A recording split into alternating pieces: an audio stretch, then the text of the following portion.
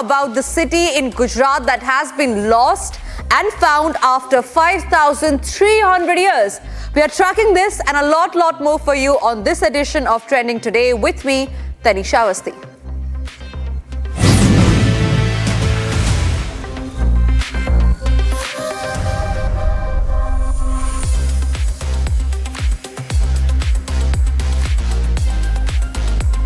In a huge relief, an Israeli trekker, Samuel, who went missing in Himachal Pradesh's Kangra district, and this happened on June 6th, has now been found alive, but with a fractured leg. Local residents helped locate him in the forest near Chatari village. Samuel, in his mid-30s, was trekking with a group of 5, but got separated. His friend reported him missing to McLeodganj police on June 10 after he failed to return by nightfall.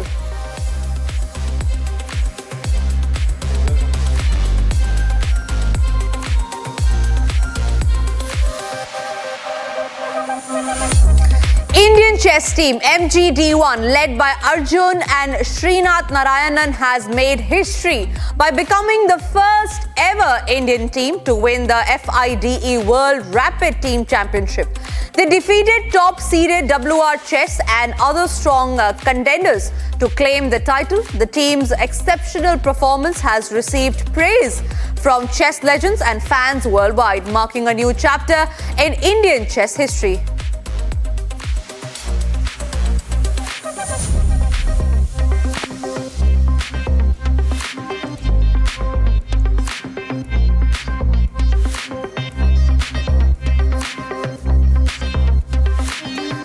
Ladies and gentlemen, the Indian Space Research Organization has successfully conducted a rocket launching test, and this happened in Kushinagar in Uttar Pradesh.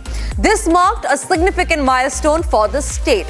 This test was a part of preparations for the In-Space CANSAT and Model Rocketry India Student Competition 2024 to 2025, a joint effort by the Astronautical Society of India, that is the ASI, the Indian National Space Promotion and the Authorisation Centre, and of course ISRO.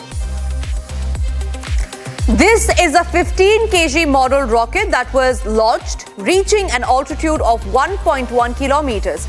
A small satellite payload was deployed and its parachute activated at 5 meters above ground, landing safely within 400 meters. Now, the test was aimed to validate the launch site's suitability and evaluate operational parameters like safety margins and communication range. The launch sets the stage for the In-Space CANSAT competition, where around 900 youth-built satellites will be tested.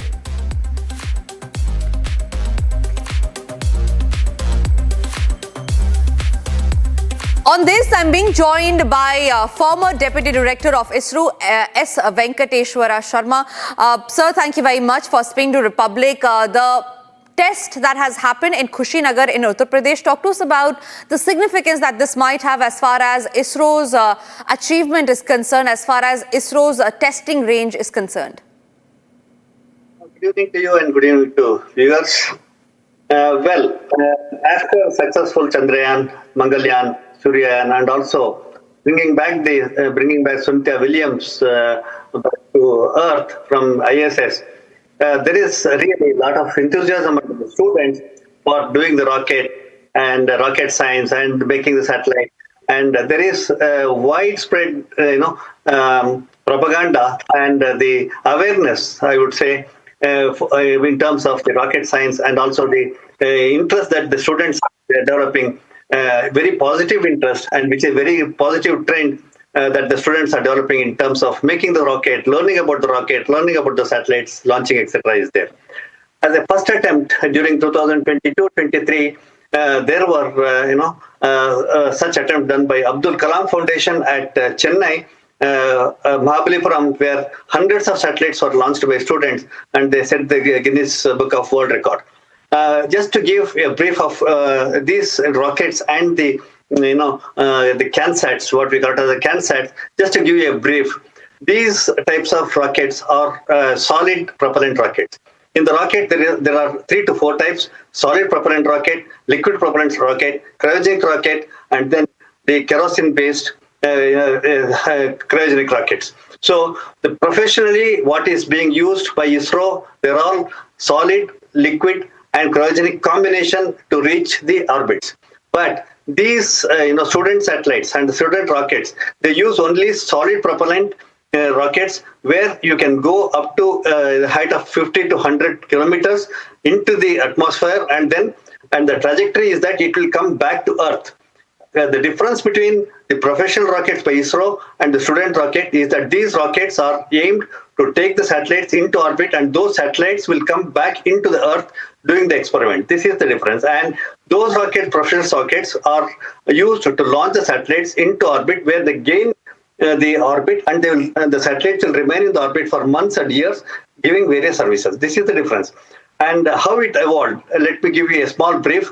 There is what is called a sounding rocket, which ISRO had been doing since time immemorial. Since 1970s, ISRO had been doing sounding rockets, where they would launch the various experimental modules into the space for studying the environment, temperature, humidity, and the gaseous conditions, carbon dioxide, etc., etc. And these rockets, sounding rockets, would launch the payloads into the orbit of 50 to 1,000 kilometers, and they would re-enter into Earth in 40 minutes to doing several experiments. Such type of experiment is being in a small scale is being planned by ISRO in space and the private institutions. And the first such experiment is launching of a small rocket, which is a solid propellant-based rocket, into about 1 kilometer orbit, and launching a CANSAT, which can re-enter into the Earth. So this is the precursor for the 900 satellites which are being planned as a competition between organized by InSpace, then ASI, and the ISRO and private organization, to encourage students to do CANSATs. So what are these CANSATs? These CANSATs are like satellites which are for student learning. It is for the students to learn. They are not professional ones. They are not for professional application. It is mainly for the students to learn. So these CANSATs are about 10 centimeter height and about 6 centimeter in diameter. They will have few transponders. They will have a small power supply. They will have some elements which for transmitting the signals, etc. And those CANSATs will be done by the students, and they will carry some payload, such as measuring the temperature, measuring the climatic condition, measuring the pressure, and measuring maybe some ultra UHF range. Right. Transmission, signal transmission, etc. That is the type of experiment that can be conducted using these CANSATs. Therefore, these 900 CANSATs will be done by the students, and the rocket that will be used will be solid propellant rocket. And I think the competition is planned between 2024 and 2025. I think 25 and beyond. I think it's already we are in 2025. So it must be year end or so. It is planned to have the students assemble and make 900 of these CANSATs, and then launch it to the orbit. These CANSATs, once they are launched, about a kilometer or 1 kilometer to 10 kilometer orbit is generally what is typically launched. Once it is launched, they have a small parachute. They will deploy this parachute, and they will re-enter into the Earth within a few minutes of its launch.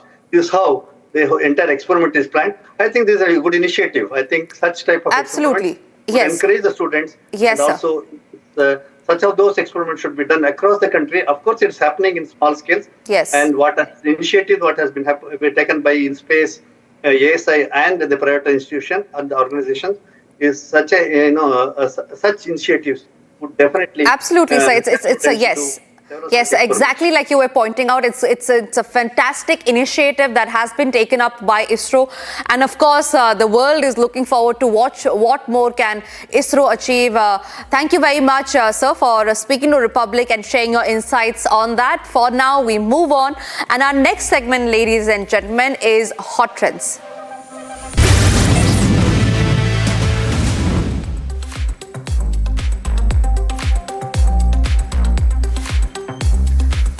Prime Minister Narendra Modi was honoured with Cyprus's highest civilian award, the Grand Cross of the Order of Makarios III, during his visit to the island nation accepting the award, Prime Minister Modi expressed his gratitude to the President, government and people of Cyprus, dedicating it to the 1.4 billion people of India.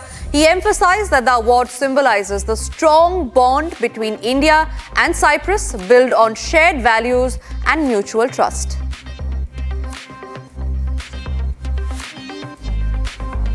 A group of seven, or the G7 summit, commenced on Monday in Canada with world leaders like Trump, EU President and Keir Starmer arriving to discuss the global trade tensions, ongoing wars and the escalating conflict between Iran and Israel. A 12-year-old girl from Nagpur, Trisha Bijwi, had a terrifying experience while on a family vacation in Manali, Himachal Pradesh. This was after she was riding a zipline when the rope connected to her harness suddenly snapped, causing her to fall nearly 30 feet onto boulders along the Bias River. The incident occurred on June 8 and a video of the accident surfaced on social media showing the girl dangling in mid-air before plummeting to the ground. Trisha suffered multiple fractures and underwent surgery a few days after the accident. In a groundbreaking move, the United Kingdom government has announced the appointment of Blaise Maitreveli, CMG, as first ever woman chief of country's Secret Intelligence Service, MI16. Now she will take over as the 18th chief of MI6 later this year, succeeding Sir Richard Moray, with over 2 decades of experience in the organization, having joined in 1999. She currently oversees technology and innovation.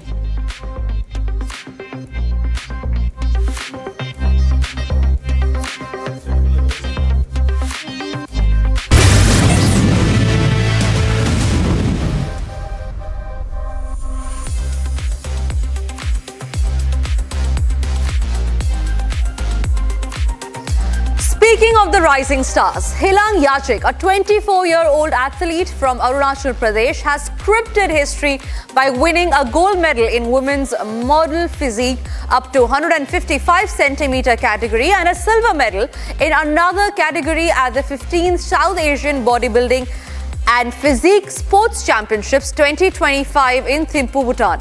This achievement marks a significant milestone for women athletes from India's northeast, inspiring many to pursue their sporting dreams despite the challenges.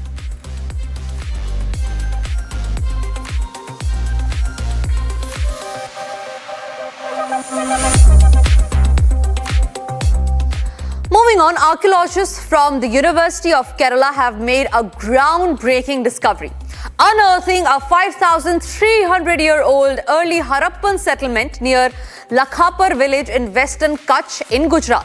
Now, the excavation, led by assistant professors Abhayan G.S. and Rajesh S.V. from Kerala University's Department of Archaeology, revealed crucial evidence of a Harappan settlement dating back to circa 3200 BCE to 1700 BCE. Now, the site spans nearly 3 hectares on either side of the Gaduli-Lakhapar road near the now quiet Gandi river, which once provided a perennial water source.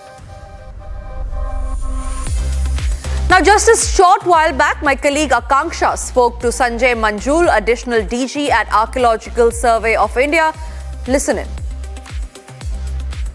A 3,500-year-old settlement has been found in Gujarat. In fact, currently I'm joined by Sanjay Manjul, additional DG of ASI. So thank you so much for speaking to Republic TV. I want to understand from you, how significant is this discovery? Actually, in entire Gujarat, it's a very, very important discovery. Yes, apart from this site, there is another 2-3 sites also reported in the same era of early Harappan settlement. Even in Dhalavira is one of the World Heritage Sites protected by Archaeological Survey of India, excavated by Dr. R.S. Bist, having early Harappan deposit there. So there is a gradual development of Harappan civilization, or we can say the classical Harappan civilization is important to understand the early settlement and also the rituals like burial and uses of other artifacts like semi-precious stones, tools, and other element of classical Harappan civilization. So it's a really important things to understand, particularly the development of Harappan civilization and the early phase of Harappan civilization, basically. So it's important. Absolutely, sir. And I want to understand from you what has been found so far. Any key artifacts that you have unearthed from there? Earlier, the Kerala University, Abhayan and others team excavated burial site also there and they have reported the early Harappan potteries from the burial. Burial is usually the extended burial which is found in mature Harappan phase in Dhalavira also. So the artifacts in recent excavation, basically that's a development of early pottery called pre-Pravas phase.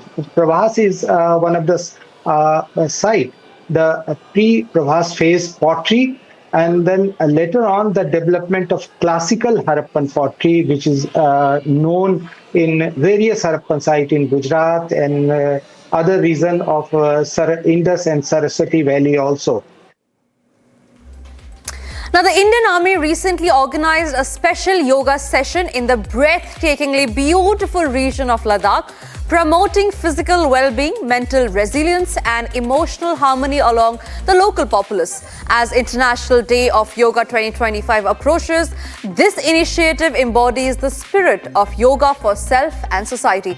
Watch these visuals as I bid you goodbye.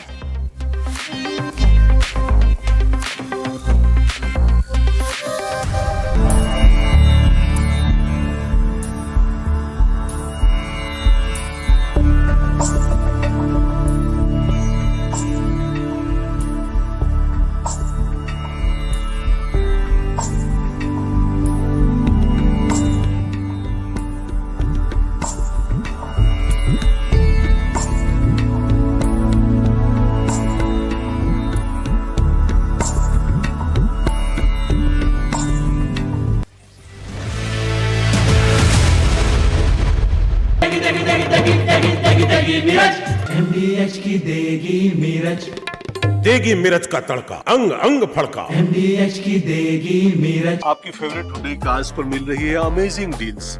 वैसे लोगे तो आप Hyundai ही, चाहे दिल की सुनो या deals की, तो जल्दी चले आओ हुंडई शोरूम। दादी के हाथों का जादू और खुशबू से महकता घर, माँ की मुस्कुराहट और खाने की सुगंध। MDH गरम मसाला, क्योंकि हर रिश्ता है स्वाद से जुड़ा। 15 साल हो गया उनको वहाँ पे, 10-15 साल से। और इंडिया में कब से आए थे? इंडिया यहाँ पे उनके मम्मी का हार्ट हो गया था बोल के उनको मिलने आए थे। हाँ। तो 6 दिन में रिटर्न था उनका जाने का, तो 6 दिन में ये हादसा हो गया।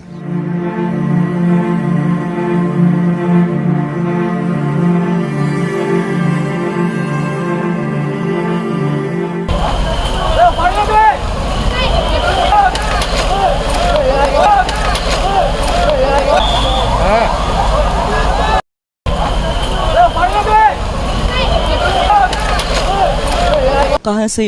अहमदाबाद की प्रॉपर रहने वाले? नहीं, एक्चुअली रहते हैं हम लोग बॉम्बे है क्या। हाँ। और वाया फ्लाइट था। हाँ। तो बॉम्बे से यहाँ आए थे, यहाँ से हम लोग को उनको लंदन जाना था। हाँ। यूके जाना था। तो उसमें छोटी बच्ची भी थी, मतलब कितनी उम्र के लोग थे? उनकी उम्र क्या थी? वो एक की 4 है और एक की शायद मेरे ख्याल से 8 है। हाँ। 4 या 6 ऐसा कुछ है लड़की के। कब से रह रहे थे, क्या करते थे वहाँ पे? होटल मैनेजमेंट का ये था उनका जॉब। और 15 साल हो गया उनको वहाँ पे, 10-15 साल से।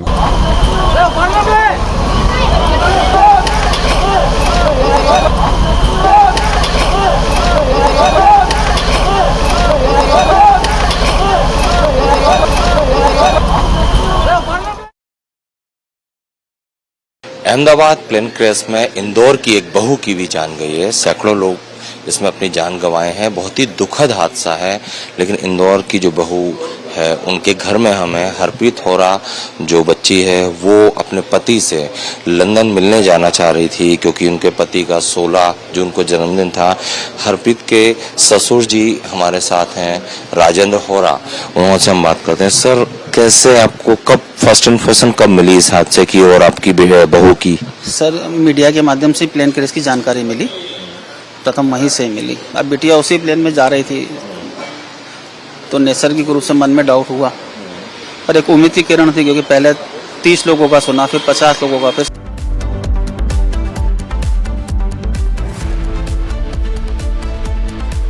ये है सीक्रेट रेसिपी MDH का जीरा सिप जल जीरा मसाला।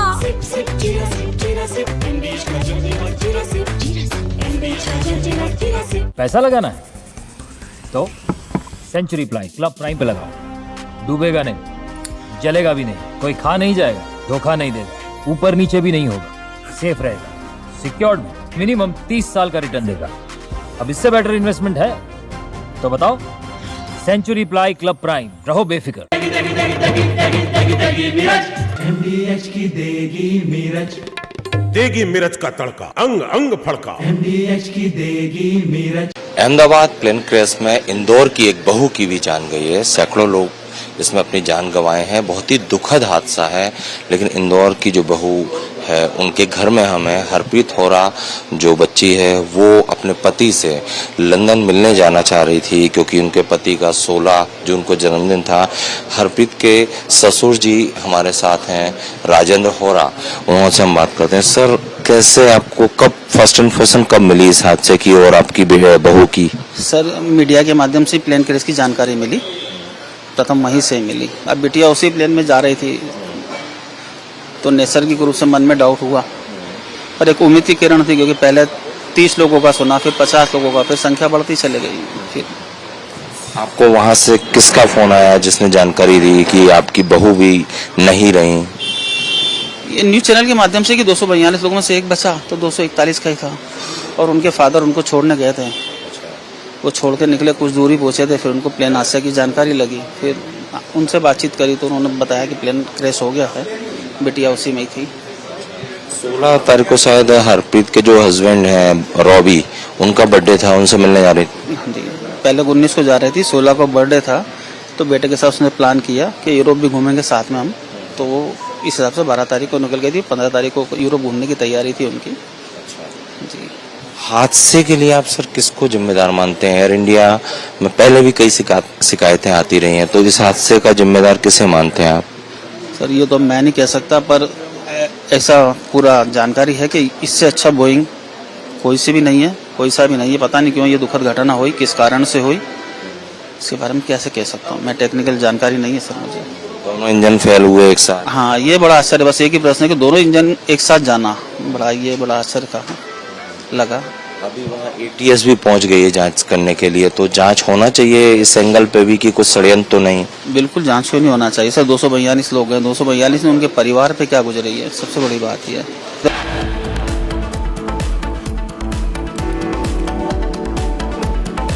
There has been Air India once again in huge crisis. 2 flights report technical snag. First, Hong Kong Delhi is grounded. Now, Zurich Delhi flight faces a 5-hour delay.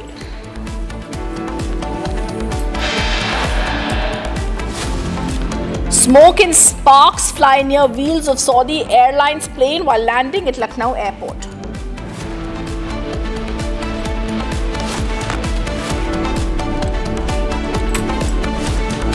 Prime Minister Modi, after receiving ceremonial welcome in Cyprus, now leaves for Canada to attend the G7 summit.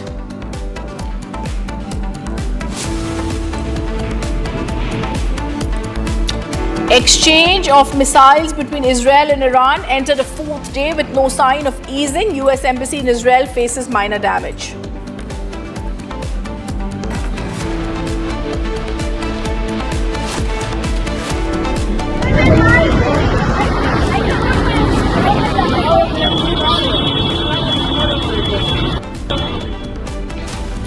And woman allegedly assaulted by a Rapido bike taxi driver near a footwear showroom in Jayanagar in Bengaluru.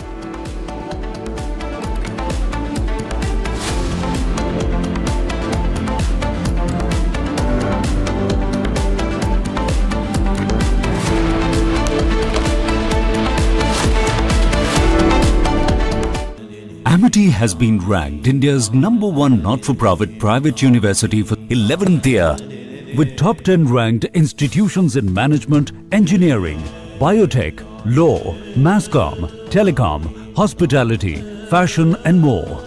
Yet another top ranking for Amity University. ये है secret recipe MDH का जीरा SIP जल जीरा मसाला।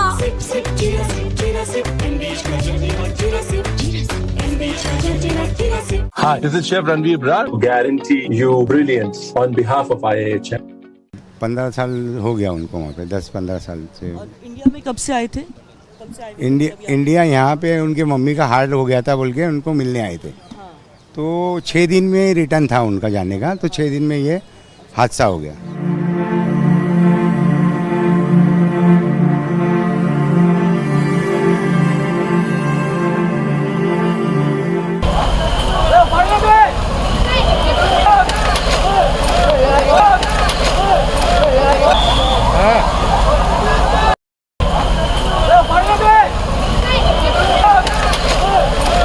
कहाँ से?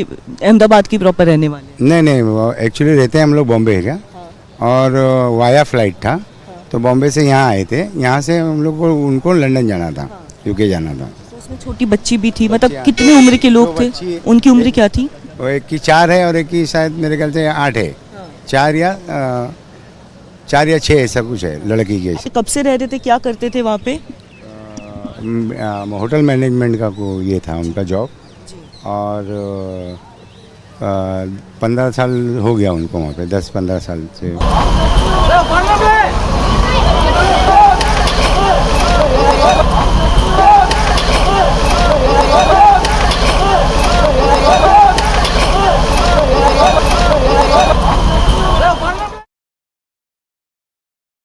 Ahmedabad plane crash में इंदौर की एक बहू की भी जान गई है। सैकड़ों लोग इसमें अपनी जान गंवाए हैं। बहुत ही दुखद हादसा है, लेकिन इंदौर की जो बहू है उनके घर में हमें हरप्रीत होरा जो बच्ची है वो अपने पति से लंदन मिलने जाना चाह रही थी, क्योंकि उनके पति का 16 जून को जन्मदिन था।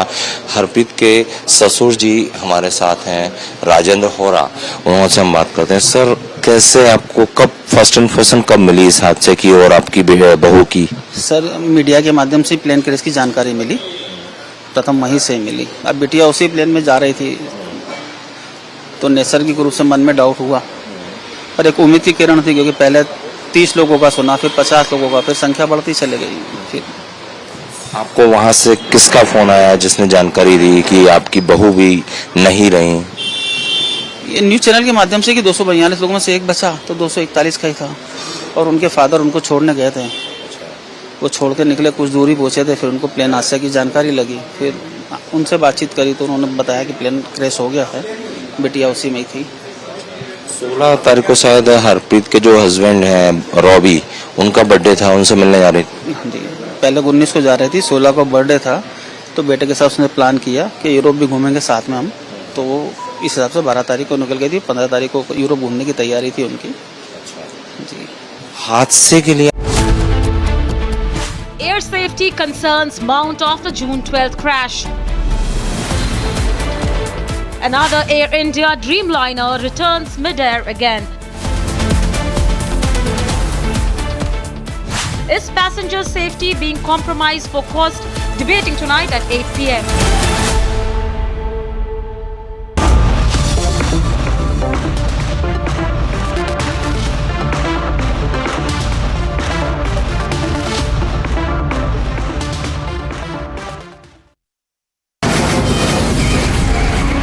From the Republic Media Network headquarters, it's time for Arnab Goswami on the debate.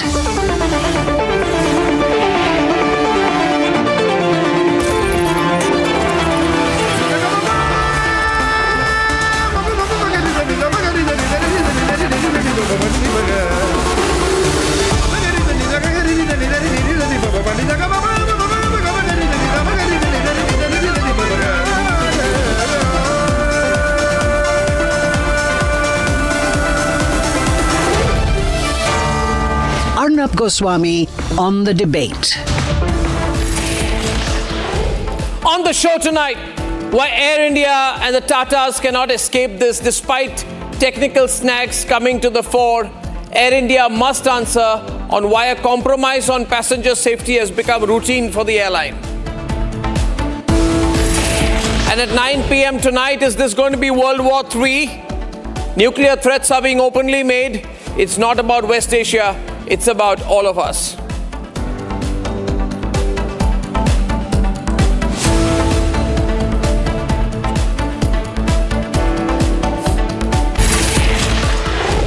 The least we want is accountability and answerability. That's the least we, the air passengers, want. We, the air passengers, demand. And we are asking this question and we are making these demands with greater anger in our voice because we are not getting an answer. The fact of the matter is, as we all know, a templated reply, ladies and gentlemen, completely templated reply has been given out by the airlines. The problem is, there is a problem that the airlines have. And I have a feeling that the passengers have not been given clear answers. The passengers on their part and the media have become very active and almost activist, and rightly so, because we are worried. Every time we take an airline, every time any loved one takes an airline, we are worried about what's going to happen to the airline, and no, we are not being paranoid. Ladies and gentlemen, if Air India thinks we are being paranoid, they are wrong. An Air India Boeing Dreamliner, which was supposed to fly from Delhi to Bengaluru at 8:30 a.m., this is a report of 16th, was vacated. Passengers were asked to board another aircraft at 10:30 a.m. on Delhi's IGI Terminal 3. The flight was rescheduled to 1:30 p.m. allegedly, with the passengers stuck on the Delhi IGI airport. What we want to know is what was going on.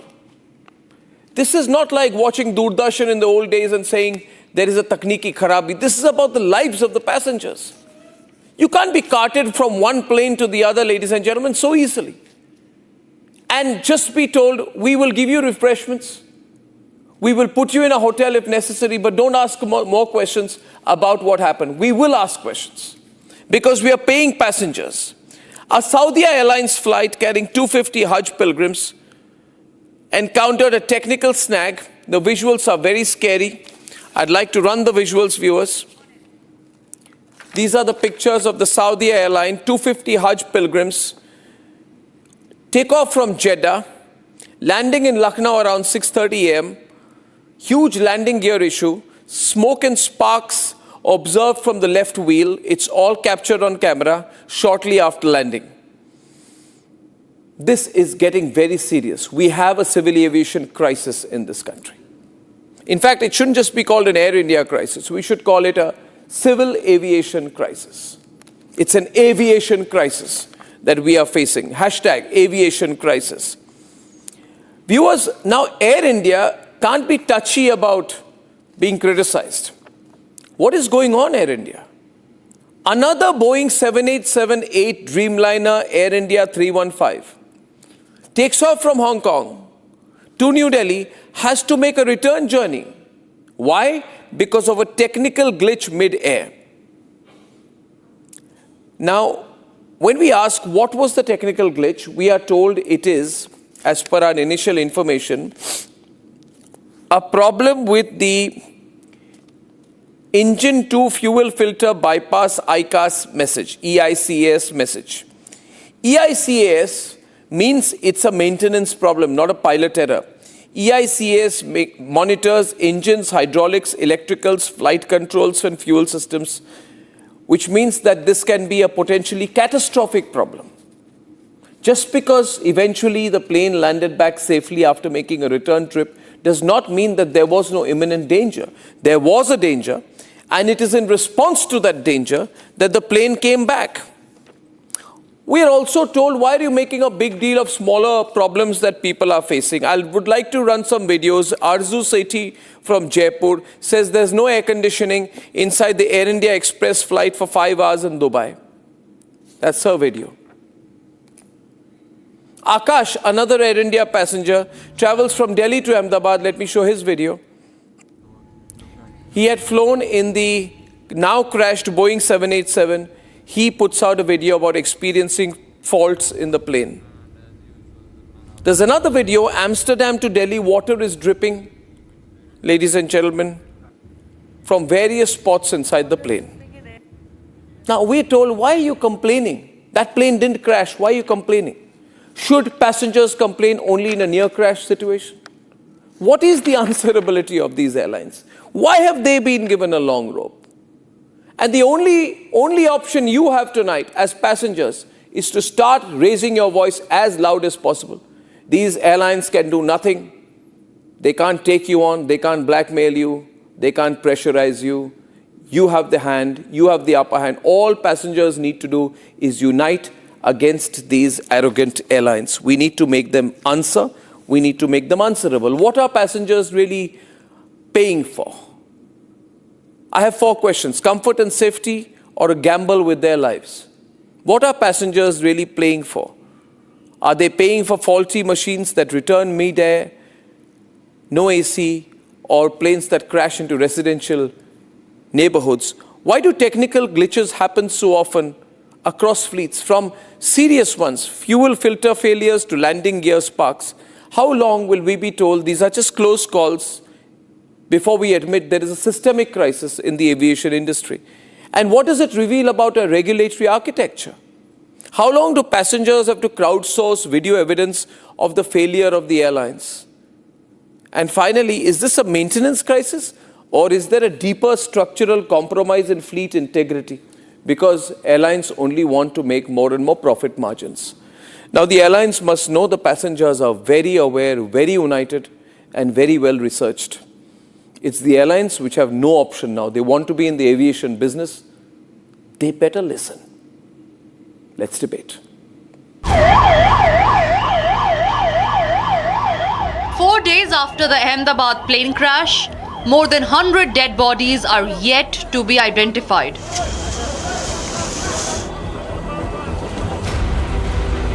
Such was the scale of fire which engulfed AI-171, and now the teams are failing to find 100+ bodies.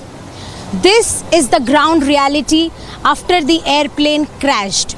While official numbers and casualties which have been released by the Gujarat government is 268, out of which 241 are the passengers, rest of the bodies are yet to be found.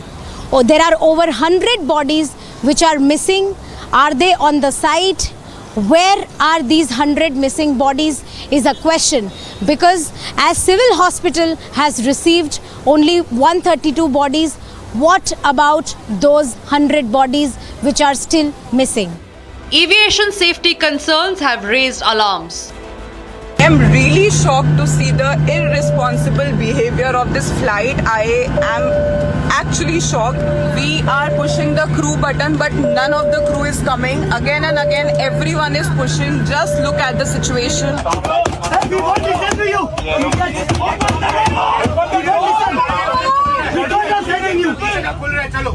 We don't trust you. We are almost about to taxi, but this AC is not working. Look at everyone. And it's a Dreamliner 787. Multiple aviation incidents have added to these woes. Water dripping in Air India flight. In one day, 2 major incidents involving Air India have been reported. The cause of U-turn was reported as fuel filter bypass alert message by the engine indication and crew alerting system. While the quick decision by the pilots averted any mishap, any deviation from normal parameters can be catastrophic if ignored. Similar technical glitch has caused multiple air tragedies in the past. Another technical problem was reported in Zurich to Delhi flight. this very shocking that, if we see Hong Kong aircraft, if we see Zurich aircraft, both the aircraft have gone from Delhi only to those particular places, and during return they are facing major technical issue, and that clearly states that there has not been any maintenance, there has not been any inspection, they are not taking seriously the order of DGCA and Ministry of Civil Aviation, and everyone is appalled with the kind of behavior of Air India. They are not responding, they are not giving any media statement, they are not exactly telling us exactly what is wrong with the Boeing, or whether they are in touch with the Boeing or not. Exactly, problem is with the assembling, problem is the maintenance issue, has it to go for servicing. No one is aware what is exactly happening inside Air India and Boeing. A Saudi Airlines plane with Hajj pilgrims on board had a major scare. Smoke and sparks were spotted near the wheels of the plane.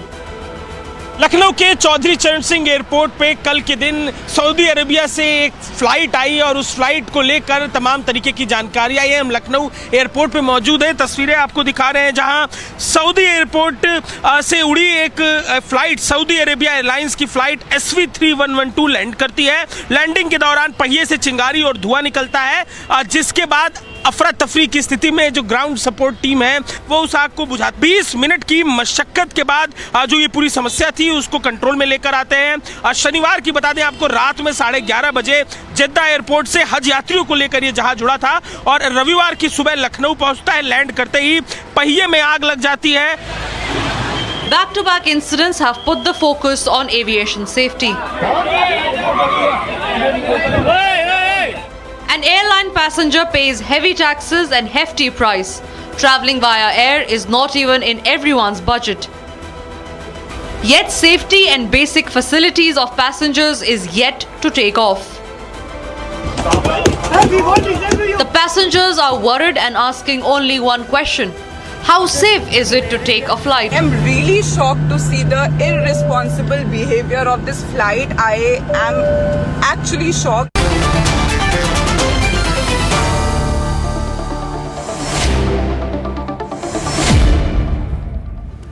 Okay, we have with us tonight Sohail Seth, and we have with us, Sohail Seth is of course Managing Partner Councillage, very well-known voice from industry. Dr. Vandana Singh, Chairperson of the Aviation Cargo Federation of the Aviation Industry in India, FAII.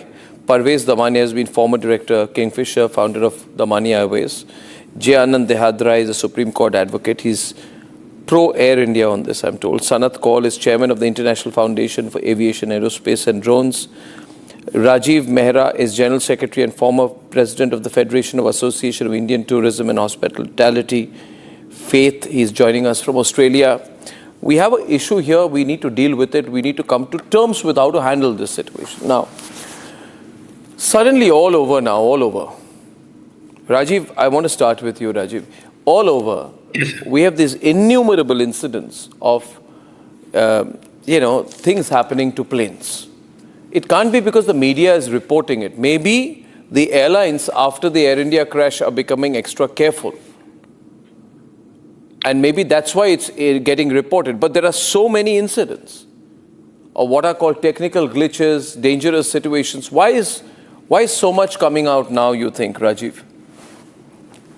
You see, thank you for being here. The point here is that definitely after the Air India crash, these things are coming up. They were not reported earlier, but I think the passengers are more vigilant now while traveling. So that is the reason why these things are being reported to the media by the passengers, and although the airline might not be reporting these kind of things. But my thing is that aviation is still the safest mode of travel. This odd accident has happened. It should not happen. And I think whether it's the chairman of Air India or the pilot or anyone, no one wants to make, no one wants any life to be lost. No. However, at the same time. But Rajiv, the argument being made here is not that nobody is saying the airlines want to kill passengers. The problem is it's a reductionist argument. See, the problem is here that what we are seeing, when I heard of this today, and I was appalled actually, Sanat Kaul, I want to come to you before I go to Sohail. This 787 Dreamliner Air India 315, which flew from Hong Kong to New York, we are now told, now what happens usually is we are told there was a technical glitch, the plane came back, everybody's safe, everybody's fine. We don't usually get to know, Mr. Kaul, what exactly happened. After the Air India crash, passengers are becoming more aware, the media is becoming more vigilant, and people started inquiring. Then we were told it happened due to an engine to fuel filter bypass, ICAS message. Then this means, ICAS means it is a serious problem with engines, hydraulics, electricals, flight controls and fuel systems. And some of these issues can be catastrophic if ignored. Now, all of this focus of the media, all of us, is because of the crash, I agree. But it means we're sitting on this time bomb, Mr. Kaul. That means this plane was in some dangerous situation, wasn't it? The Hong Kong to New Delhi plane was in a dangerous situation. It's an Air India plane. It's a 787 Dreamliner, the same type that crashed. You're right. It is a very serious situation. Safety is getting compromised just now. Now, how it's happening, why it's happening is something which I can't say. The DGCA is the safety regulator and it's his call basically. Now, as regards the Air India, we were very happy when Air India started Vistara with Singapore Airlines. Of course, they had new planes, but it was running very well. When Air India was privatized and Tata Singapore Airline joint venture took over, we were still expecting a lot to happen, but somehow it has not happened. Now, I was trying to look into it and see how and why this has happened. And I feel that Tatas have not given Singapore Airlines the proper, because they are the best people in the industry to run an airline, to manage an airline, to maintain an airline. And I don't know why they are not giving them the amount of weightage that they should give in management of the airline, which they were doing in Vistara. Now, that's my explanation for the whole thing. Otherwise, I think it's time DGCA is revamped totally. Because some professionals, some outsiders, and it doesn't have a full staff, whereas the passenger traffic has gone up so much in India that it has to have more staff, and that's another issue. Coming back to the particular crash, I don't know. I really can't say what happened in this class. Let the committee or the investigation decide. And it could be anything. It could be anything. It could even be a sabotage. No, but this is so. The thing is, see, I am being very balanced about this. I have a real worry about what's going on now. There's another Air India Boeing Dreamliner, and so I'm not picking on Air India, but there's an Air India Boeing Dreamliner supposed to fly from Delhi to Bangalore. 8:30 a.m. It's vacated. Passengers are told to board another aircraft after 2 hours. Then it's rescheduled to 1:30. We don't know what happened with this plane. I mean, this is all happening overnight. Passengers are being vacated, moved. Flights are turning back. ICAS messages are being reported. I mean, it's not just an industry issue, Sohail. It's a lot of this, 70% of the case are Air India. Because that's what you guys want to report. A, B, no one is holding a candle for anyone. Now you must allow me to speak without any interruption. You rightly said that a Hong Kong-Delhi flight had to turn back. Why did it turn back? Because for the pilots and therefore for Air India, passenger safety was paramount. Now, if they didn't turn back and God forbid something happened, then you would blame the airline. So do and you're damned. If you don't, you're damned as well. I mean, it's a ridiculous argument. A, B, you very rightly in your opening remarks talked about Saudia. The British Airways plane had the same turnaround from the Strait of Dover. Look, let me tell you, Arnab, very clearly. The DGCA is the safety regulator. the Tatas or Air India or any organization, whether it's British Airways, whether it's Saudia, no one wants their planes to crash because the paramount safety issue is of passengers. Please let the pilots do their job. I've been seeing on your channel and other channels videos of water leakage. You know what that happens? Why that happens? It happens because of something called condensation. Ask people on your panel who understand aviation, who fly on planes. Half the people don't fly on planes. One of your colleagues on another channel has a fictitious captain who dons a pilot's uniform and extols virtues of aviation, and that idiot has no knowledge of aviation. I mean, he was a pilot by default. No one, least of all the Tatas or Air India or Saudi or British Airways, no one is giving excuses, Arnab. You know, people say air conditioning failed. Air conditioning fails, you know why? When at the ground handling level, the auxiliary power is switched off. Do you know something? 3 weeks ago, I could not disembark from an Emirates flight at JFK because auxiliary power had failed. We were made to wait before we disembarked for 2.5 hours. Do you make a shindig about it? Now what will happen? Let me tell you. Let me. If a fly enters an aircraft, someone will upload a video, send it to you, and say, "Oh, see, a fly has entered the aircraft." For God's sake, please don't throw the baby with the bathwater. Someone, you rightly said, "Oh, that we are not getting answers. We are not getting answers." The Air India management, as it should be, is seized with 3 issues right now. Number 1, to make sure that the victims and their families have the caregivers. No, don't look away. Number 2, so predictable. They have done what they're supposed to do under DGCA regulations of having repeat checks. Number 3, they're continuing to fly their planes. I mean, some of your colleagues have written about the wonderful, about excellent testimonials that in the last 5-6 days, when you would have imagined that a lot of crew would have been shattered, have done their duty admirably well. Now people slack enough. 1 minute, Sohail, now. If you misreport a news, will we hang you? No. Sohail, we will say there was a misreportage because he got the wrong input. Sohail, see, I understand your sentiment, and I do understand that you have done a 10-year course in ground aviation engineering, so you know everything that we do. No, I was for 6 years on the British Airways board. The other point is this. See, we need to. No, 1 minute, Sohail, now. Sohail, one of his competitors. It's all right. Shut down, so he also knows what I'm saying. All right. I mean, whatever. See, the thing is this. See, there has to be an aspect of responsibility out here. Okay? Of course. 1 minute, let me complete. Now, why are you being my conjunctive? Please let me complete my sentence. Of course. Yeah, that's whatever, but let me complete what I'm saying, Sohail. Now, my question is, my 1 minute, Sohail, one minute, Sohail. I'll tell you this. In the media also, you're damned if you do and you're damned if you don't.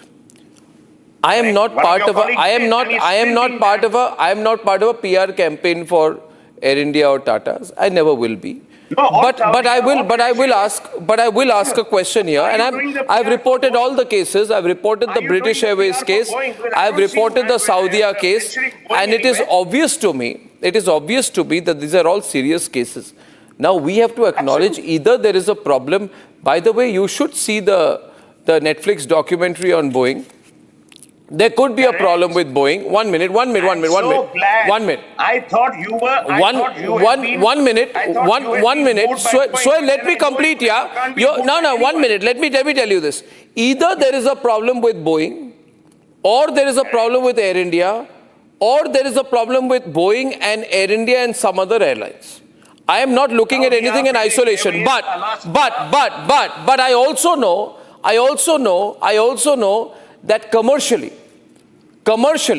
if an airline has to change 60% of its fleet overnight because of technical issues with any of their principal suppliers, the airline will go down. I give the most recent example, right, of your friend Nusli Wadia and Jay Wadia's airline, he may not be your friend, but Jay Wadia's airline, which went down because of the problem with the Witt and Pratney engines. Now the problem is, please, let me complete. See, here it is a very powerful force. Powerful companies run airlines and powerful companies make planes. We have a problem. And the problem is of trust today. And if I open the line, Sohail, I would say trust is very important. And why were Tatas given Air India? Principally because of trust.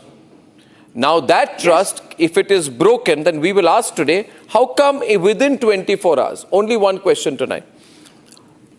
Air India, one plane, Delhi to Bangalore, vacated, removed, shifted. Air India, Hong Kong to Delhi plane, problem, right? That means there are repeated problems with Air India, which obviously your Air India is now being extra careful, which is good, they are being extra careful, but it means that there are maintenance issues with the planes. There are maintenance issues with the planes. There are, otherwise don't tell me a Hong Kong plane goes back unless there are severe problems with either hydraulics, engines, electricals, flight controls and fuel systems. And if there are such problems, and you can tell me you should be grateful that the problems are flagged, I'm happy. But I will also ask, why are there these problems? Why? Who would not? Parvez, am I wrong? Because Sohail is trying to say, why are you even asking this question? Let me tell you, in Hong Kong, the checks and tests are done by the Hong Kong Ground Authority. Is flying without snacks. Every plane has minor issues. At times, some of the issues are minor enough for the pilot to take off the plane without any safety. But at any stage, if the pilot feels that safety is an issue, he has the right to ground the aircraft or turn it around. See, pilot is not going to look after the inconvenience of the passenger. The crew is there to look after that. The pilot's job is safety first. No airline, whether it be Air India, Indigo, Saudi, is going to take chances with the lives of people. Yes, I agree with you that after this crash, people have become more alert. The government has put more systems in place.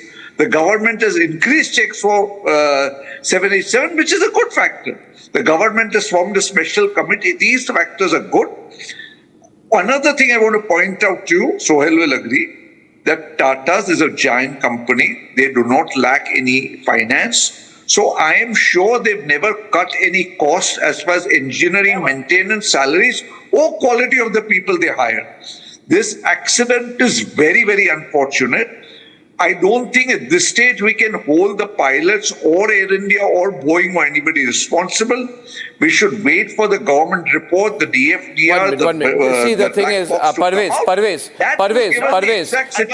1 minute. Parvez, Sohail, just wait a minute. Parvez, see. All nice statements. I understand your sentiment, and I will tell you what your statements amount to. One, Tatas are a good company. Tatas will not compromise. Yes. There will be an investigation, and 2 years from now, we'll give you a one-line reply, by which time we would have bought time. The corporates must continue to work as corporates, and passengers must learn to be patient. Now, question is, here, Vandana, I'm not even talking only of Air India. I'm saying there is a global panic after the crash, rightly so. I, as a passenger, am happy there's a panic. You see, there is an exact replica plane, 787-8, right? Dreamliner. Takes off from London for Chennai. Let's look at the situation. This is not Air India, it's British Airways. The plane takes off at 12:40 p.m. It takes off 45 minutes later, 35 minutes later. It goes to the coast of the United Kingdom. Vandana. Then something is found. And before it crosses the English Channel into the continent, it takes 3 circles and comes back to Heathrow after 2.5 hours. Now, I obviously know that this is linked to what happened.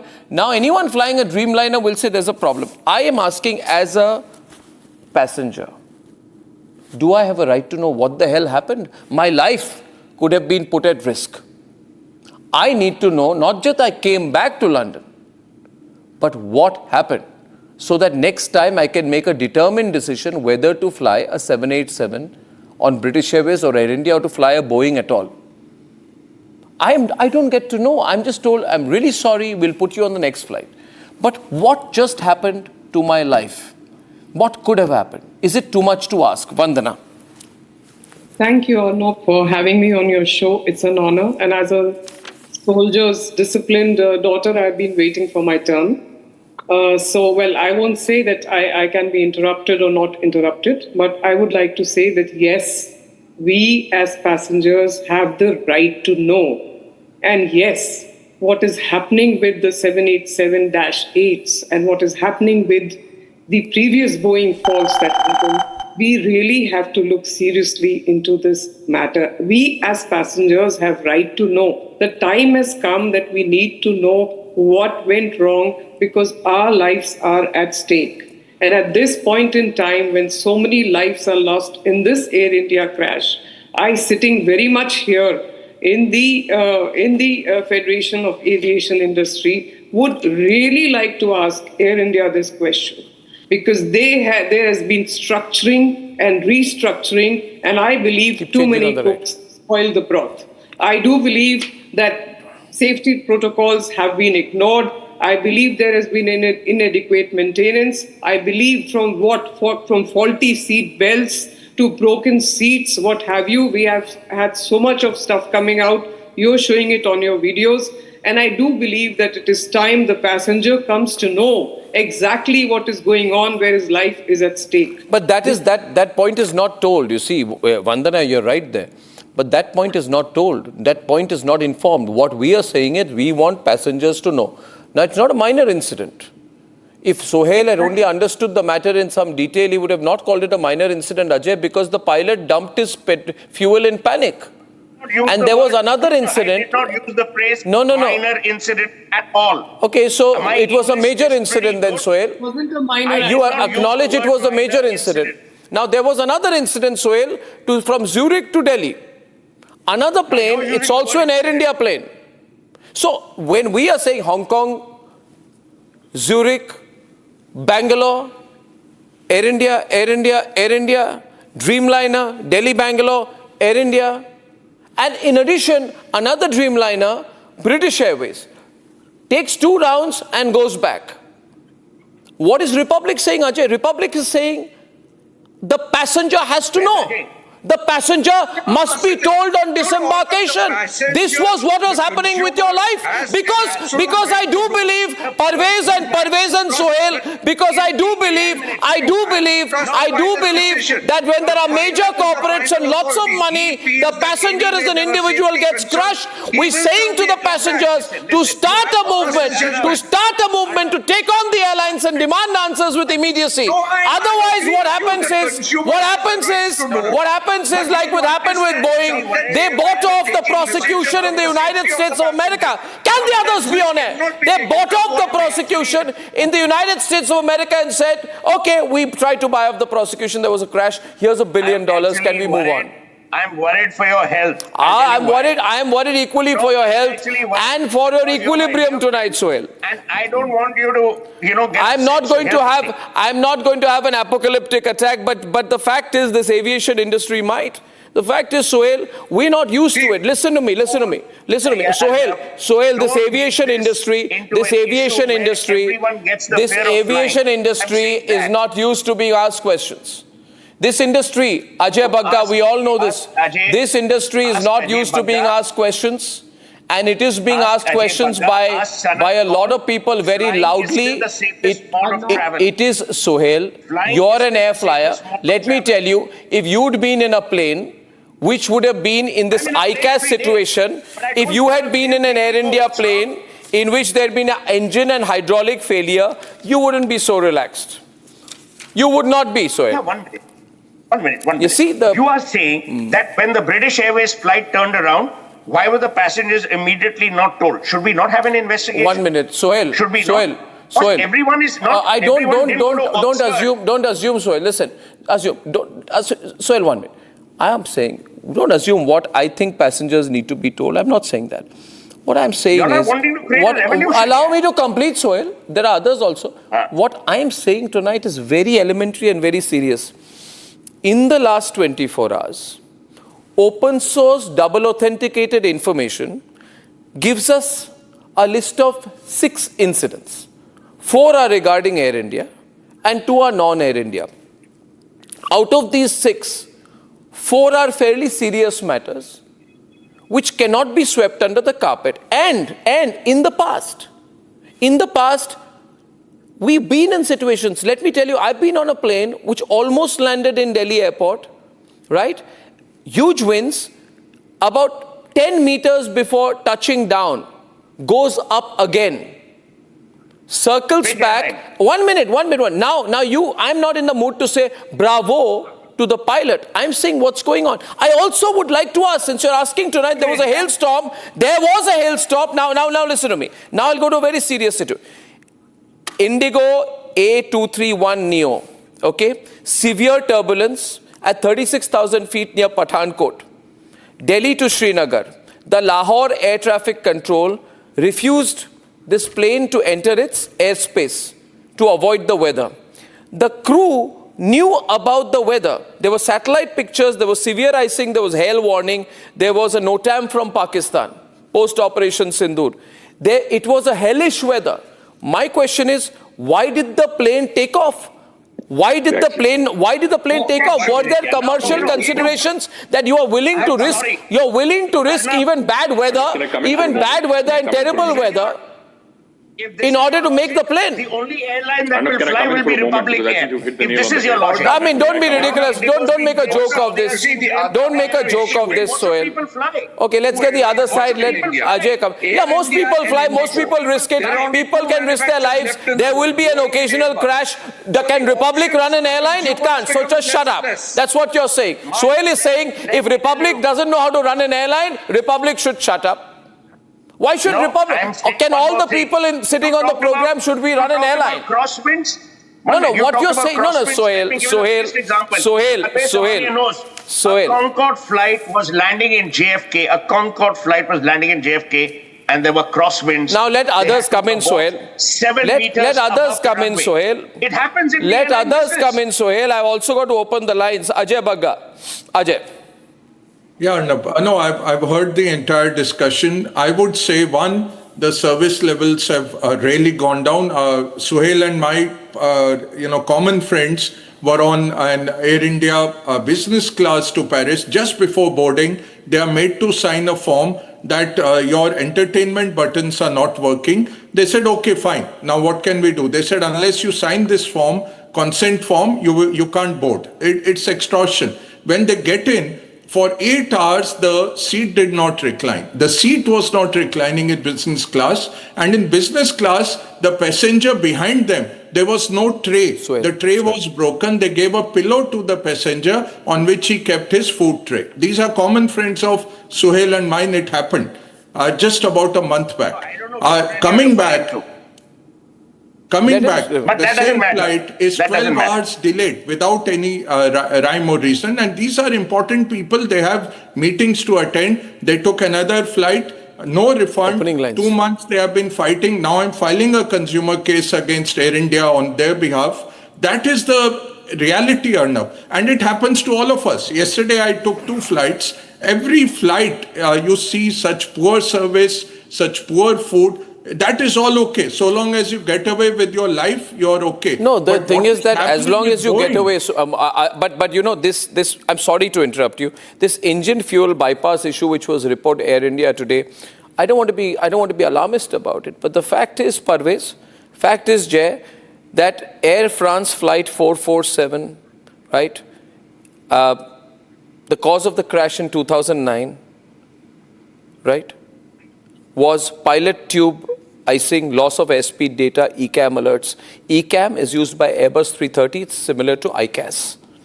United Airlines flight, okay?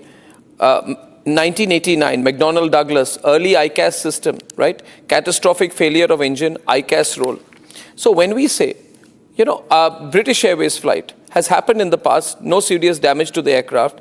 The aircraft crash landed short of the Heathrow runway. Again, ICAS. So we can't say that because this particular crash did not, this particular incident reported today did not lead to a crash like day before yesterday or 3 days back. It's not serious. I'm just alarmed at the number of such incidents. No, it is absolutely, safety cannot be compromised. Aviation safety standards have to go up. The airlines have to buckle up. See, out of the other problem has become is now we have no option. There is, you either travel Indigo or Air India. That's there is terrible. No third option. That's also bad. Now, if an airline wants to buy an aircraft, it's either Boeing or Airbus. There is no further option. So consumers are being taken sometimes for granted. Parvez. He wants to fly Bombay, Kolhapur. Parvez. Now also what is irritating for the airlines in today's day of social media. In today's day of social, I'll get Jain. Also should not be broken. I'll get Jain. No. Entertainment system should not be broken. Point is. The consumer has paid what ticket the airline has demanded. If they paid what they've demanded, the standard should be delivered. There is no question of compromise. The consumer should know. Parvez. The problem is airlines are taking consumers for granted. Parvez. You know, what is Air India saying? What is Air India saying? Air India is saying, we're giving you 1 crore to each family, right? My question is more sincere. Where is the admission of fault? Now you'll say, we'll support the investigation. That's not a favor. That is the bare minimum. Cooperation is legally mandated. What is missing is leadership, accountability, right? There's no immediate audit of Boeing 787s in its fleet. No call for third-party review of Air India's engineering operations. No commitment to ground similar aircraft pending the findings. You can ground the similar aircraft pending the findings. Transparency means going beyond compliance. If that's transparency, in my definition. Jay. Arnab, good evening, and you know, I must compliment you for asking all the right questions, but let me please frame this for you a little differently. All of the issues that you've highlighted, which are of a technical nature, for instance, these come within the remit of the DGCA. That is the main body created in India, the regulatory mechanism by which... That's passing the buck, Jay. I'm coming to the point. Hang on, just give me a moment. I've waited very patiently. Hang on. The DGCA is headed by an IAS officer. It's an expert body. It's a technical body. And, you know, 15 years ago, and this is something very interesting, I was doing my research. It turns out 15 years ago, you had air marshals and people with actual expertise, technical expertise, engineers, pilots running the DGCA. And now, basically, you have a generalist IAS officer who's running the place. So that is one major issue that we need to address. And insofar as the airline, Air India is concerned, I agree wholeheartedly with what Suhail Seth has said. Now, this is, after all, a service provider. The engines, for instance, are run by GE. The engines are maintained in Singapore by an MRO. Now, you have contracts in place for all of this. Now, if you need additional oversight, additional checks, for instance, you need someone like the DGCA with the expertise to do it. So ultimately, the buck stops with the DGCA. And I would say, and I will stick my neck out and say this, it is the DGCA that should be responsible and accountable. I'll open the lines. Let me just say one more thing, very quickly, please. You mentioned the London flight, you mentioned the Hong Kong flight, the ones which turned around. These are very important points that you've raised. In fact, everything you've spoken about is extremely critical. But are those pilots then not supposed to, I mean, is Air India not supposed to... Everyone on, please, I said for that window. The interests of its flyers exactly at, I'm sorry, but Jay, listen, Jay, let me explain this to you. This Air India 787-8 Dreamliner AI 315 incident is a very, very, very, very, very serious incident, please. Yes. Please, 1 minute. Don't jump at me. 1 minute, please. I will have to have my say on this now. See, don't jump at me and make me public enemy number one, trying to say that can Republic run an airline? You can't run an airline, then shut up. I'm saying you're asking the right question. 1 minute. No, 1 minute. No, 1 minute. Let me. I know I'm asking the right question. I've only asked right questions all my life, but let me take it one step further. Let me take it one step further today, please. 1 minute, please. 1 minute. I say to those people tonight who were on that Dreamliner plane from Hong Kong to New Delhi. Yes. Right. The plane takes off, and 3 hours and 9 minutes late, right? After being airborne, for 1 hour and 19 minutes, it turns back due to an engine 2 fuel filter bypass ICAS message. Right? Now, so if you were, 1 minute, I don't have to ask us. So let me complete what I'm saying, Jay and Sohail, please. I'm saying tonight that do we realize what this means? It means that 3 days after the worst crash in aviation history in a long time, another Air India plane of the same make encountered a serious problem.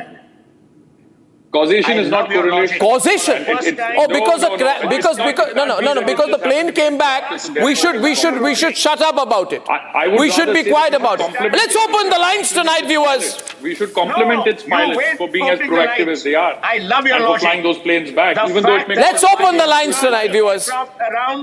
No, Arnab, don't smile. No, Sohail. The fact that the pilots turned the airline around, turned the aircraft around, tells you about the goodness, the capability, and the... I'm sorry, don't run a fairy tale on me, Sohail. I'll tell you this. The goodness, humanity, professionalism, I all understand. I would like to throw this to Vandana and then take it around. The fact of the matter is, was a problem reported? It was. Was the problem serious? It was. What should you have done? Absolutely. And the problem is obviously not a problem with the pilots, it's a problem either with the engineering, electrical, hydraulics, fuel control, something technical on the plane. None of those issues. Now I'm really worried for you. Now I'm really worried. Anyway, you're older than me. I'm worried for your health, not mine. I'm opening the line. Somesh Singla from Amargarh. Let me take 4-5 callers quickly on this show tonight. Somesh, quickly. Somesh, first caller. We'll take 5 callers back to back. Somesh ji, boliye. Go ahead. Somesh ji? Yes. Go ahead. Are you getting me? Are you getting me, Arnav? I am getting you. Tell me, sir. Yeah. Namaste. Arnav, I want to ask 2 important questions from your experts. That very unfortunate made a call. Is it given to ATC only or it is audible to the passengers also? And number 2, have all our experts completely ruled out the possibility of sabotage on the ground maintenance staff, given that distraction of laser beam just few days back, that mishap from Pune to Chennai flight of Indigo. It will have to be looked at, I guess. Rajat from Bengaluru. Rajat. Yes, Arnab, firstly, I'm going to say I will never choose Air India hereafter for, obvious reasons of maintenance issues. I have one question. Why is Air India not grounded after multiple failures or of maintenance or any such things? Air India not grounded or Air India specific planes not grounded? As a whole airline, why can't Air India be grounded for a few days, at least until the investigation is done? I want anyone to respond to that. Air India cannot be grounded. The country has only 2 airlines. We are completely dependent on these 2 airlines. Completely dependent, can't ground an airline. All right. The aviation industry will collapse. Okay, Sohail. We cannot ground any airline. Airlines are type rated, as Parvez Damania will bear me out and Madam Vandana will bear me out. Airlines are type rated by aircraft. Now ground the whole fleet. Why don't you shut all the airports? Exactly. I mean, Arnab. I mean, Sohail, are you even aware that Boeing 787 planes have been grounded in the past by FAA? I mean, why do you sound so surprised? Grounding of individual planes pending investigation is a global factor. This 787 had a battery issue. You didn't bring up the issue. Calm down, not everyone together, please. 787 was grounded. Yeah. So there have been groundings. Then you both agree there have been groundings. There have been groundings done by the Federal Aviation Authority in the United States, right? 787, this is the 8th incident that has happened. The 7th incident, no hull was destruction occurred. This is the first incident where entire hull was destructed. But it would not be in hands of the airline. The DGCA would pass a directive if they felt you guys are passing the buck to the DGCA, which you say is corrupt. Parvez, listen. Parvez, you decide. You say it's the DGCA's responsibility. In the same breath, the other panelists say the DGCA is corrupt and inefficient. So you want something and a body you call corrupt and inefficient to take the decisions. Okay, next caller. The DGCA needs to increase the manpower and the DGCA... That's not going to happen overnight. Anyway, I think the only answer in the interim is for passengers to be extremely active and activist about it. Okay, guys, calm down. Ramesh from Hyderabad. Ramesh. One point here, please.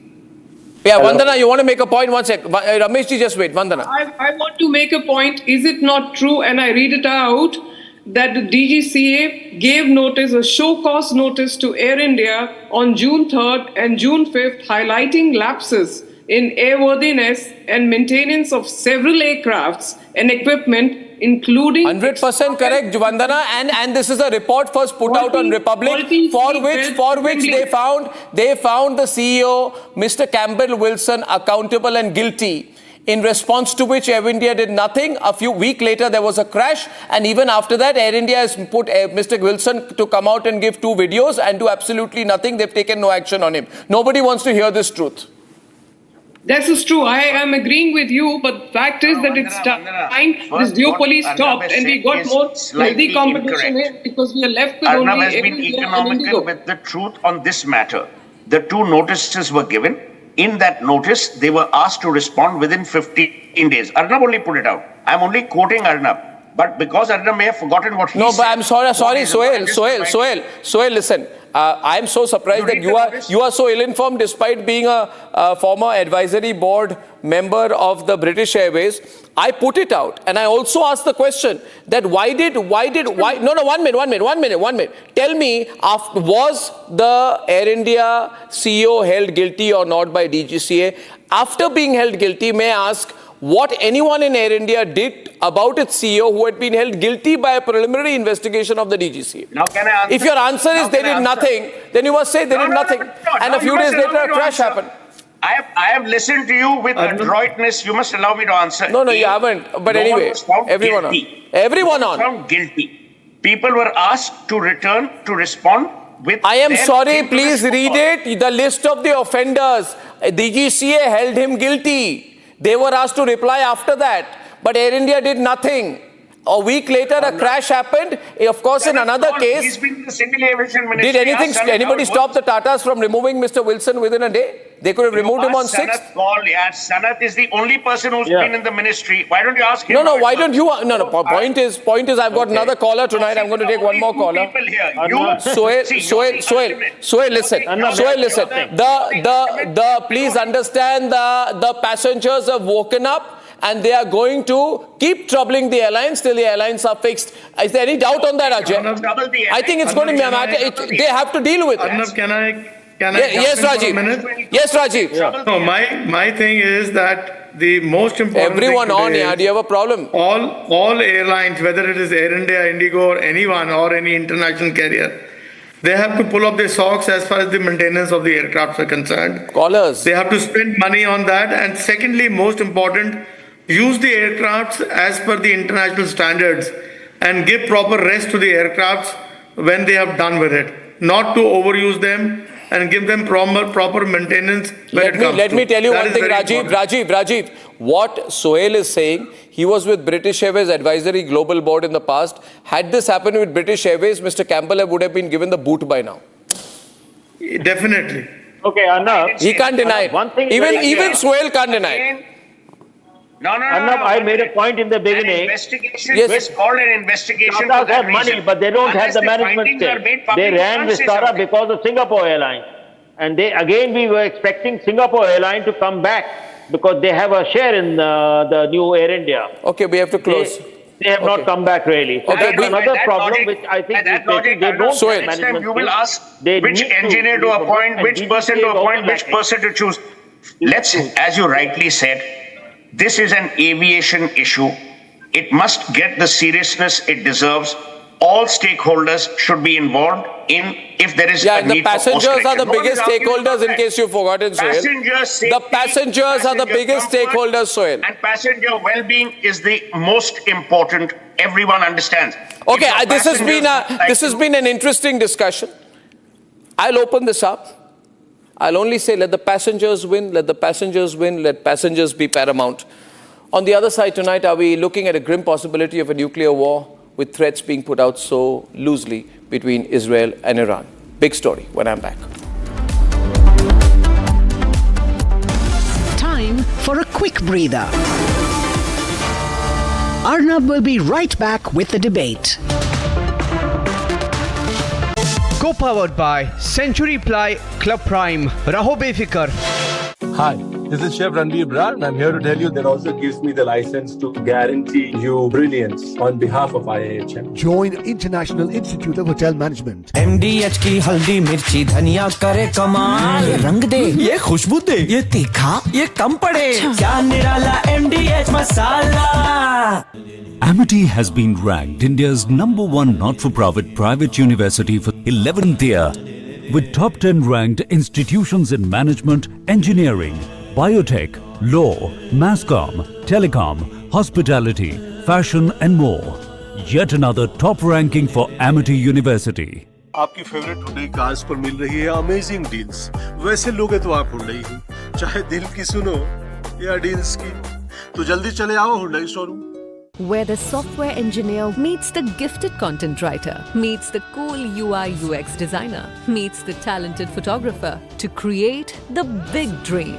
The world comes together at Sharda University. So where are you? आधे bowl दही में 4 चम्मच MDH चटनी पुदीना मसाला डाला, stir करो, पुदीना चटनी तैयार। MDH चटनी पुदीना मसाला। 15 साल हो गया उनको वहाँ पे, 10-15 साल से। और इंडिया में कब से आए थे? इंडिया यहाँ पे उनके मम्मी का हार्ट हो गया था बोल के उनको मिलने आए थे। हाँ। तो 6 दिन में रिटर्न था उनका जाने का, तो 6 दिन में ये हादसा हो गया।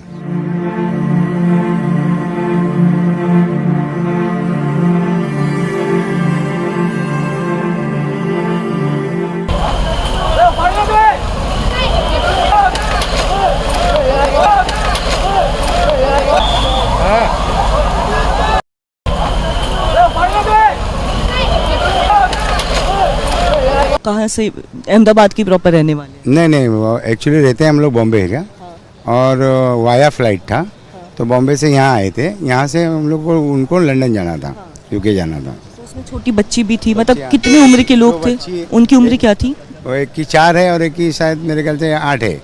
4 या 6 ऐसा कुछ है लड़की की। कब से रहते थे, क्या करते थे वहाँ पे?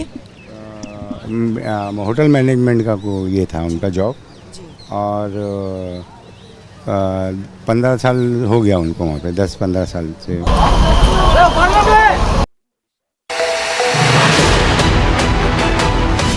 On prime time, we're not just reading the news, we are leading it with responsibility. Every night, we're asking tough questions, breaking the biggest stories, and setting the national agenda. At Republic School of Journalism, you will learn how to front the news with confidence, clarity, and conviction. RSJ Diploma begins June 30th. Your prime time starts here.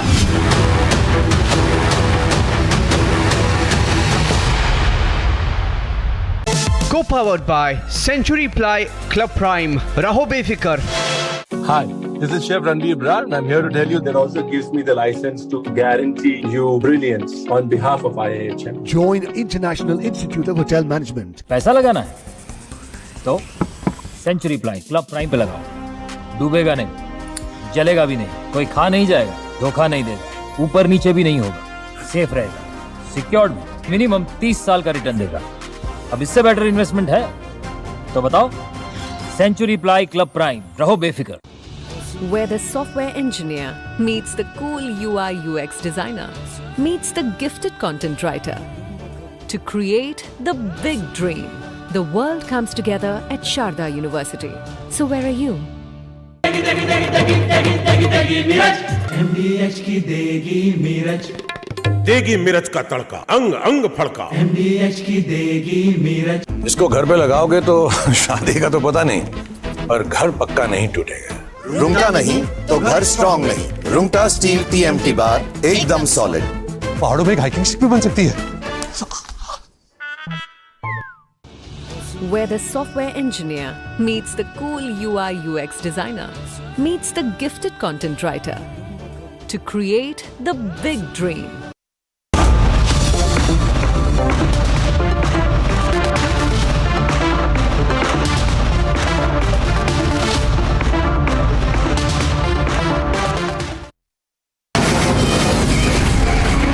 From the Republic Media Network headquarters, it's time for Arnab Goswami on the debate.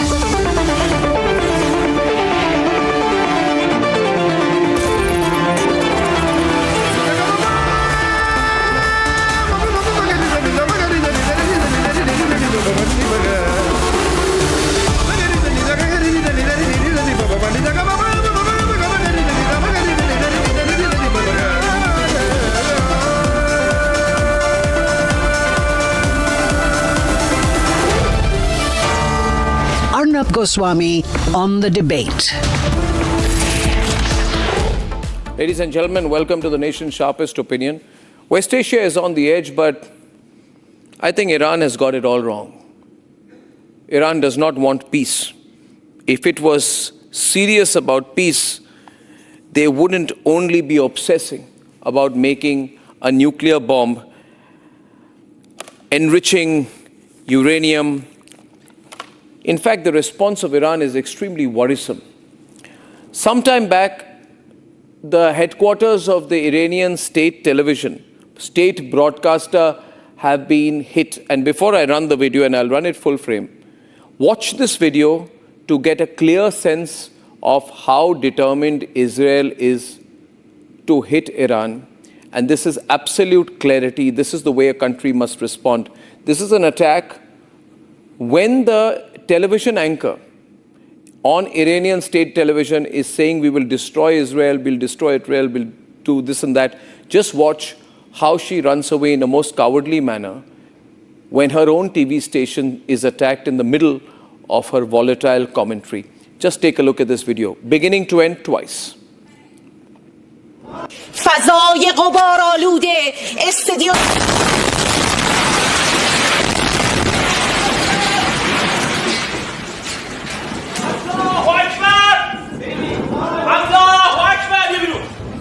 فضای غبار آلوده استدیو My production team has got it all wrong. They should have run it from the end point, and they'll do it again in the next 5 seconds, I'm sure, because they've forwarded the video. What the producers should have shown you, viewers, is the way in which she was lecturing that death to Israel, we'll finish Israel, etc. So can it be back time another 10 seconds so viewers get a complete picture? Can it be done, production team? Otherwise, we can run it, roll it immediately. The fact is, before I run that video again, all those people who are pro-Iran now must also tell us whether they are pro-Hezbollah, pro-Hamas, and pro-Houthi. And if there are people in our country or elsewhere who are pro-Hamas, pro-Hezbollah, and pro-Houthi, then they must also tell us whether they are pro-terrorism. Because this attempt at trying to balance things out does not work. But Omar Abdullah, Rahul Gandhi, and all the rest of them must understand that they are basically saying, the Iranians are now saying, that we will produce a nuclear bomb, we will bomb Israel with it, we will threaten global peace, we will support terrorist groups, and then we'll play victim. How different is Iran in that sense? How different is Iran from the position of Pakistan? They do exactly the same thing, and they are a threat. And I think we must be clear about Iran's right to exist. Iran is being asked why they have wiped out the entire leadership, military leadership of Iran.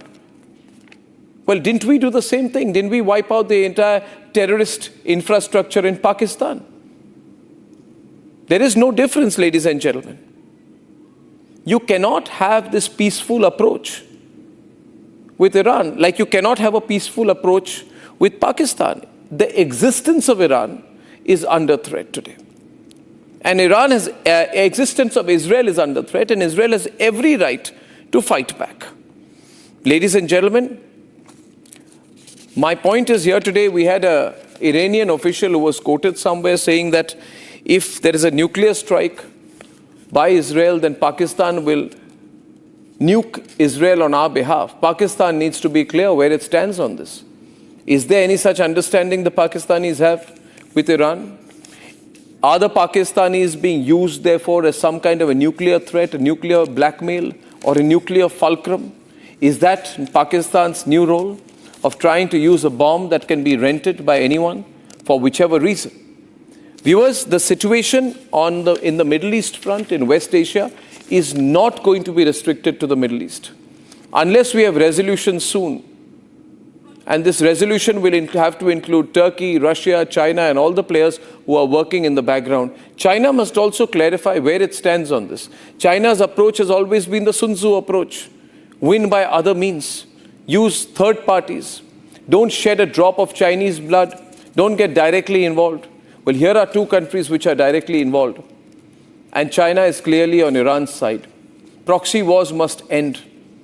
America and China must stop using Israel and Iran as proxies. If the battle is indirectly between them, let it be out in the open.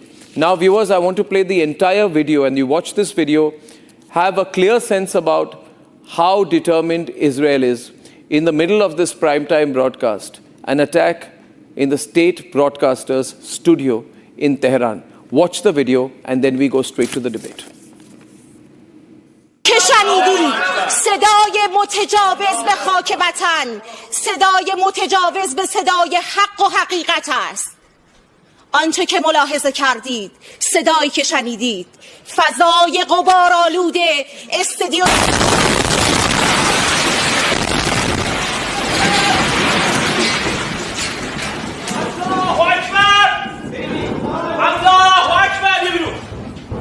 که شنیدید صدای متجاوز به خاک وطن، صدای متجاوز به صدای حق و حقیقت است. آنچه که ملاحظه کردید، صدایی که شنیدید، فضای غبارآلود استدیو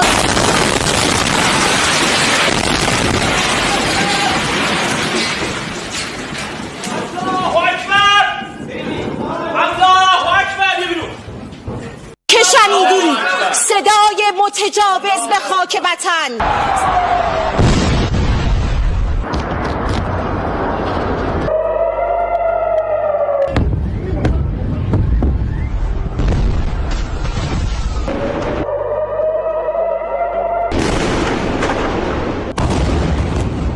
In the wee hours today, a new wave of Iranian missiles sliced through the dark. Sirens wailed, cities shook, and the long simmering shadow war between Tehran and Tel Aviv exploded into an open confrontation.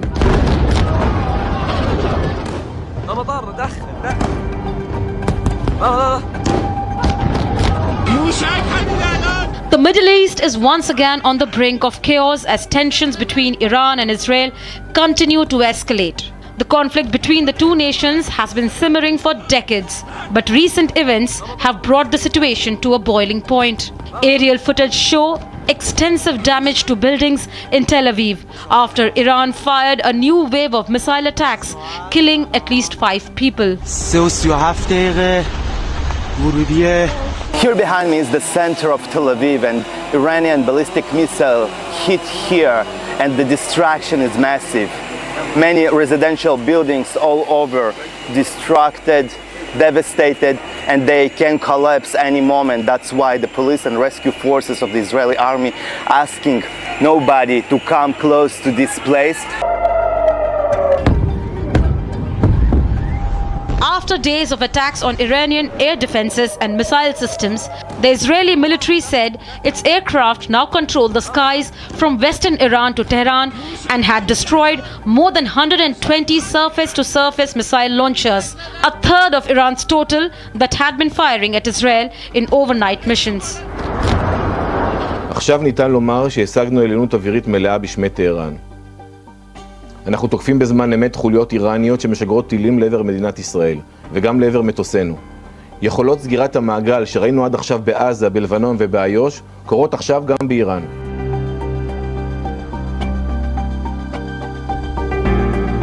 Israeli jets reportedly disabled nearly 1/3 of Iran's surface-to-surface missile systems, claiming control of airspace from western Iran to the outskirts of Tehran. But Iran remains defiant, vowing more retaliation, more strikes. Its leaders accuse Israel of trying to provoke a full-scale regional war and say the conflict is far from over. Iran's military ambitions, including the nuclear program, have long been a source of concern for Israel. The Israeli government views Iran's growing military capabilities as an existential threat. A United States embassy branch in Tel Aviv was hit in the Iranian missile strikes as military conflict with Israel entered its 4th day. You can see behind me the American embassy in Tel Aviv, and this is not damaged from the outside, at least from the shock wave of the ballistic missile that was fired from Iran, but still all the places next to the embassy suffering from a damage.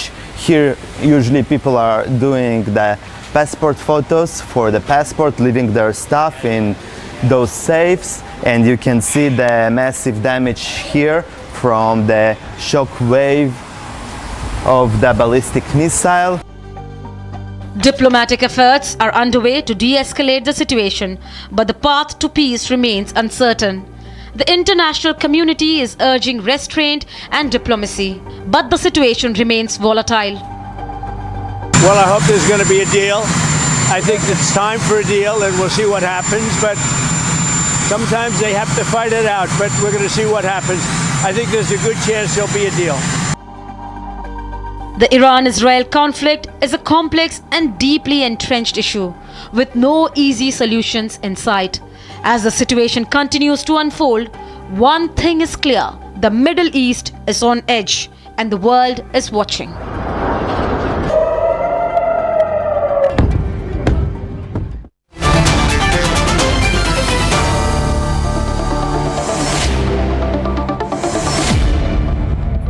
We have Ariella Rosenthal, she's Director International Relations from the Ashdod Municipality in Israel. Adam Belos is CEO of the Israel Innovation Fund, is live from Tel Aviv. Saurabh Shukla from News Mobile, who's also our senior global contributor, is joining us from Washington, D.C. Mohammad Islami is a research fellow at the University of Tehran, he's live from Tehran. Dr. Omer Anas is Associate Professor at the Ankara Bizayet University, joining us from Ankara in Turkey, and Atikur Rahman is with us. Ambassador Virendra Gupta is President of the Indian Council for International Cooperation, and he had established the Indian Embassy in Israel in 1992. So good panel. Ariella, we just got this video, and this was an attack. I can play it again. This was an attack while a news broadcast was on by the Israeli broadcaster. Can I run the pictures, please? And this attack was on the television station. And at the very time this broadcast was going on, the anchor was talking about how Israel will be finished, wiped out, destroyed, and then this attack happened. What is Israel trying to signify through these attacks, including the one on the broadcaster we just saw? Well, it's not louder, please. That everybody knows that Iran has only one precise promotion that he wants to do is the actual demisence of the state of Israel.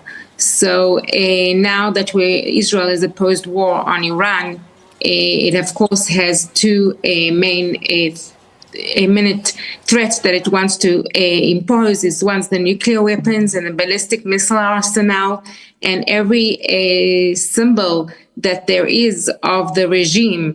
As we've seen over the last days, that the difference between Israel and Iranian regime is that Israel is targeting only military plants, whereas Iran is actually launching missiles on the citizens of the state of Israel. They do not even emphasize between Jews, Arabs, people. There were a whole family that was killed in the north of Israel due to the explosion of the Iranian missile. So this is the difference between us and Iran. It's so clear. Mr. Islami, can you respond to that? Because what the Israelis are saying is that they are working on very specific intelligence against individuals like the RGC head, specific locations, nuclear locations, on the basis of specific information. And they claim First of all, thank you so much for having me on your debate. Go ahead. I want to comment on your lecture before the debate starts. I thought that the Indian and Iranian nations have so many things in common. You know that there are lots of cultural things, historical things that in common. Iranians always respect Indian nation. And as far as I do have lots of friends in Mumbai, in Calcutta, in New Delhi, as far as I know, the Iranians are always beloved culture and beloved nations within the Indian society. And when it comes to the India-Iranian relations, the point is not about military things, or it's not about even Islamic things. It's mostly about the culture that have made these two nations very, very engaged together in the history. So, first of all, I would suggest your channel in order to be pro-truth, not pro-Iran, not pro-Israel, not for any other person, but pro-truth and to respect your audiences. First, this is the first thing.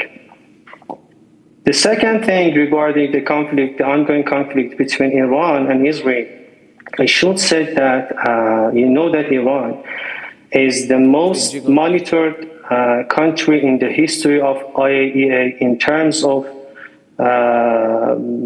NPT matters and something like this. On the left. While Israel is not a signatory of NPT, and Israel do have lots of nuclear weapons, so I should say that this is a conflict between a country that is respecting international law, that is respecting IAEA, and a country that is not respecting IAEA and non-proliferation treaties in the world. Regarding the attacks, you know that the Israelis' attack was a shocking attack, sabotaging nuclear negotiations between Iran and Americans. So at that time, Iranians, I'm not a pro-Iranian government. I do criticize the Iranian government in international domestic points and about foreign policy, but you know that the Iranian government were very deeply engaged in negotiations with the Americans in order to solve the problem peacefully. But the attacks by Israelis ruined that negotiation. So I think that the history will judge all of us. Yes, the history will judge all of us. And the track record of Israelis attacking civilians is much more clear. That there's no need to talk about this. You know that the ICC had lots of judgments regarding the war criminals. Mr. Islami, may I? No one can understand. Mr. Islami, before Adam comes in, I want to say something to what you said earlier. When it comes to Iranians, I should say that the Iranians didn't start any war in more than a century. Iranian didn't start any war in more than a century. So it shows Mr. that Islami, Iranians do not want May I come in for a minute, just in response to what you said, because Adam wants to respond from Tel Aviv. But Adam, before you do so, I want to say to Mr. Islami that, of course, I have the greatest respect. In fact, on a recent panel, I told some Americans, Mr. Islami, that whether it is the Chinese, whether it is the Iranians, whether it is the Indian, we are older and wiser civilizations than the Americans. The Americans cannot even talk about a civilization. The Iranians, Indians, Chinese can. So I have great respect for Iranian history, heritage, and your civilization. But with the greatest respect, Mr. Islami, my respect for Iranian civilization does not extend to respecting the Hamas, the Hezbollah, and the Houthi, who I consider terrorist groups. I do not believe the Hamas, Hezbollah, or the Houthi are representatives of Iranian civilization, and you must not use them as proxies. You must not use them as proxies because these only complicate things. The other thing on the IAEA issues, I would like Adam to respond to. But Adam, you must validate this because Mr. Islami did not answer the question that Adiala said. Israelis are saying we are targeting military installations, you're targeting our people. I think that's the main point. At some point, both sides will have to come and sit down and talk. Are you ready to talk? Because Donald Trump doesn't seem to want to talk. Is Donald Trump guiding this or is Netanyahu guiding this? So I think it's very clear that Netanyahu is guiding it. I think that there was plenty of time for the Iranians to speak. And you know what, let me rephrase that. It's not the Iranians, it's the Islamic Republic's regime, which is very different from the rest of the Iranians. And I don't believe that these people who are defending the Islamic Republic should have the title pro-Iran above their heads right now. They are pro-Islamic Republic. They are pro-Iranian regime. They are pro-Ayatollah, as we've seen from many minutes of footage coming out of Tehran of people just stuck in underground tunnels, they're dancing and celebrating the Israeli response. And let's be honest, Iran has started multiple conflicts in this century, given the fact that they funded the amount of proxies that they have that have launched attacks on Israel. And that's been proven. In addition to that, they were offered a wonderful deal by the JCPOA, by the Americans, which made absolutely no sense diplomatically for either the Americans or for Israel, given that they allowed them to continue their the intercontinental ballistic missile program, which made no sense, at which we are now seeing intercontinental ballistic missiles that have landed in Tel Aviv. The main difference that you can see just by the grouping of missiles and where the Israelis are hitting versus where the Islamic regime is hitting is that there are missiles that have landed less than a kilometer from where I'm sitting right now. My friend's building was next to the direct hit in the center of Tel Aviv. If he wouldn't have been in his bomb shelter, he would be dead right now. I think it's a total misconception and a great job of trying to divert reality. But at the end of the day, we are not targeting civilian infrastructure at all whatsoever. And our war is not with the Iranian people. The entire operation is called Rising Lion to represent the rising up and the shaking off of the Iranian regime by the Iranian people. Are you trying to get America directly involved in the conflict? Because the embassy of the United States in Tel Aviv was closed today. Are you, Adam, are the Israelis trying to get America involved in this directly? I don't think it's necessary for America to be involved in this directly. I think if they would have been, it would have been unprecedented, given the threat that Iran holds to the rest of the Western world and to much of the Middle East. As many of us just saw, MBS was very clear about the threat. I want to go to Dr. Omer for a minute in Ankara. Dr. Omer, now the Israelis will keep hitting. The Americans are backing them, right? At one point, the expectation is now that Iran will come in for a conversation. In fact, the story is being put out through Western media that Iran is using back channels to try and negotiate for an agreement. Not openly, but back channels are being used. Is that true? That Iran realizes this can't go on for too long, that it's trying to use back channels to contact the other side? Yes, of course. I think that Iranians would like to have conversation as soon as possible, not because they are weak, but because they know the war is going to be extremely dangerous for both sides. Let me also say that there is no need to celebrate any kind of bombing, either on Israel or on Iran. Any kind of bombing or war, of course, should not be celebrated anywhere by anyone. At the same time, I would like to remind that after the Afghan invasion, we got Taliban. And after Iraq invasion, we got ISIS. And we should be extremely worried about if Israel is going to what they call as regime change. If they are going to target that kind of thing, we should be worried what exactly is going to come from Iran. Let me also say that whether this is Israeli behavior or is it a kind of Western behavior. In my understanding, Israel has become a proxy state of Western colonial mindset. Israelis are the biggest victims. I'm sorry. Israelis even associating the idea that we're Israeli people are the biggest victims. Omer, you're getting a strong response from Adam. Omer, on your point, you're getting a strong response from Adam. Can you hear him?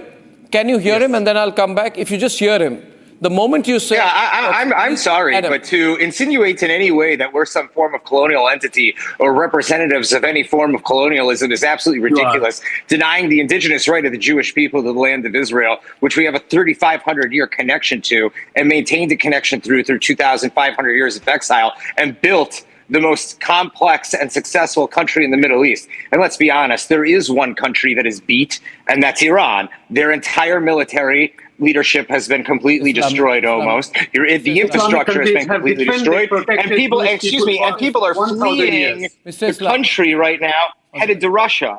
So let's just be honest, just like Israel was able to completely disseminate Hezbollah in under 2 weeks, the anti-Zionist observers of the Middle East who have been wrong for the last 150 years have dealt with the result that we are not beatable vis-a-vis military action. And you've tried diplomacy and that hasn't worked. And you've tried public opinion and that hasn't worked. So let's just be honest.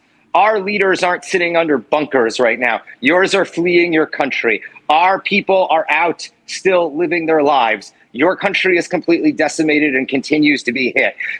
Less than 10% of your rockets have gotten through, and we were able to get over 1,000 agents of the Mossad into Iran to preemptively strike you. Let's just be honest. The Islamic Republic is going to fall within the next 30 days.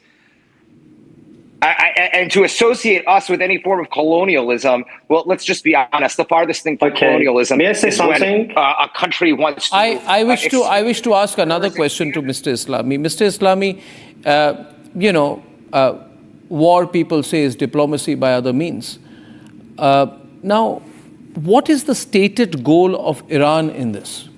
Israel has a stated goal.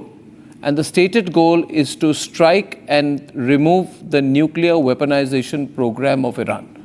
What is Iran's goal? What is Iran fighting for? I think we need a clarity on that. What is your goal? What is your purpose in this?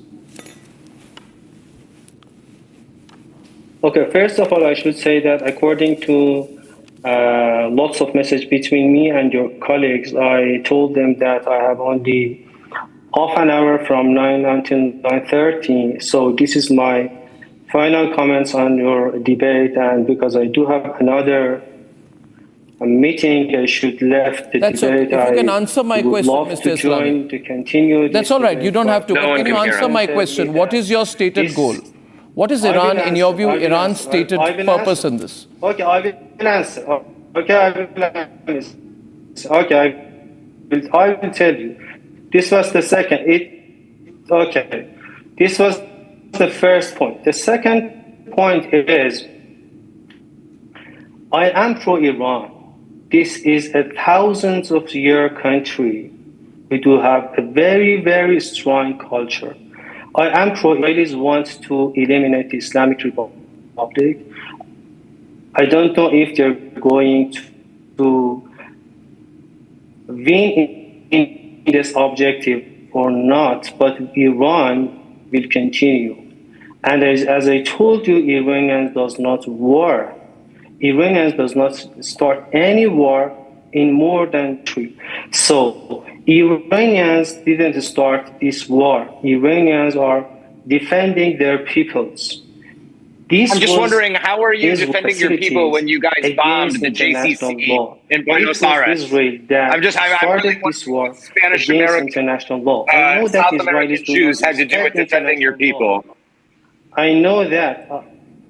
No, Mr. Islami, my question was different. My question was different. Mr. Islami, I respect your time. But the question is... I am an academic person. No, you're an academic. As an academic, how do you read... As an academic, and Ariella, as an academic, what do you think is Iran's stated goal in this? People are not celebrating this attack. We know that... No. What is Iran's stated goal of this war, in your view? What is their stated goal of Iran in this war? I think I'll tell you. This is the responsible. I'll tell you. Every land should secure all the capabilities and all need strength, not for any war like Israelis because they love war, but like the history of Iran, which is peace, which is trade, which is negotiations, which is culture. So this government, like the previous one, and even like any other government in this land, should secure all the technologies these people need. Among them is nuclear technology. The same as President Trump, who is trying to push nuclear technology for the Americans. Every Iranian government, like Indian government, not in terms of weaponization, but in terms of peaceful usage of nuclear technology, every government should try to fulfill its promises to their people which is peace. I think that Iran is defending its people, and the objective that Iran wants is peaceful all the nations in this region. And it was great for me to be in your debate. Yeah, but you didn't answer my question as to what is the stated purpose. You're saying stated purpose is to defend your peaceful nuclear program. Okay, now, so now I respect that you have to go. I'd like to go across to Ambassador Virendra Gupta. Ambassador Virendra Gupta, which direction is this taking? Who's got the edge now? Well, I think Israel has scored military success. But the point is, it's a dangerous escalation, and we are all very concerned. Iran has clearly been in violation of its treaty obligations.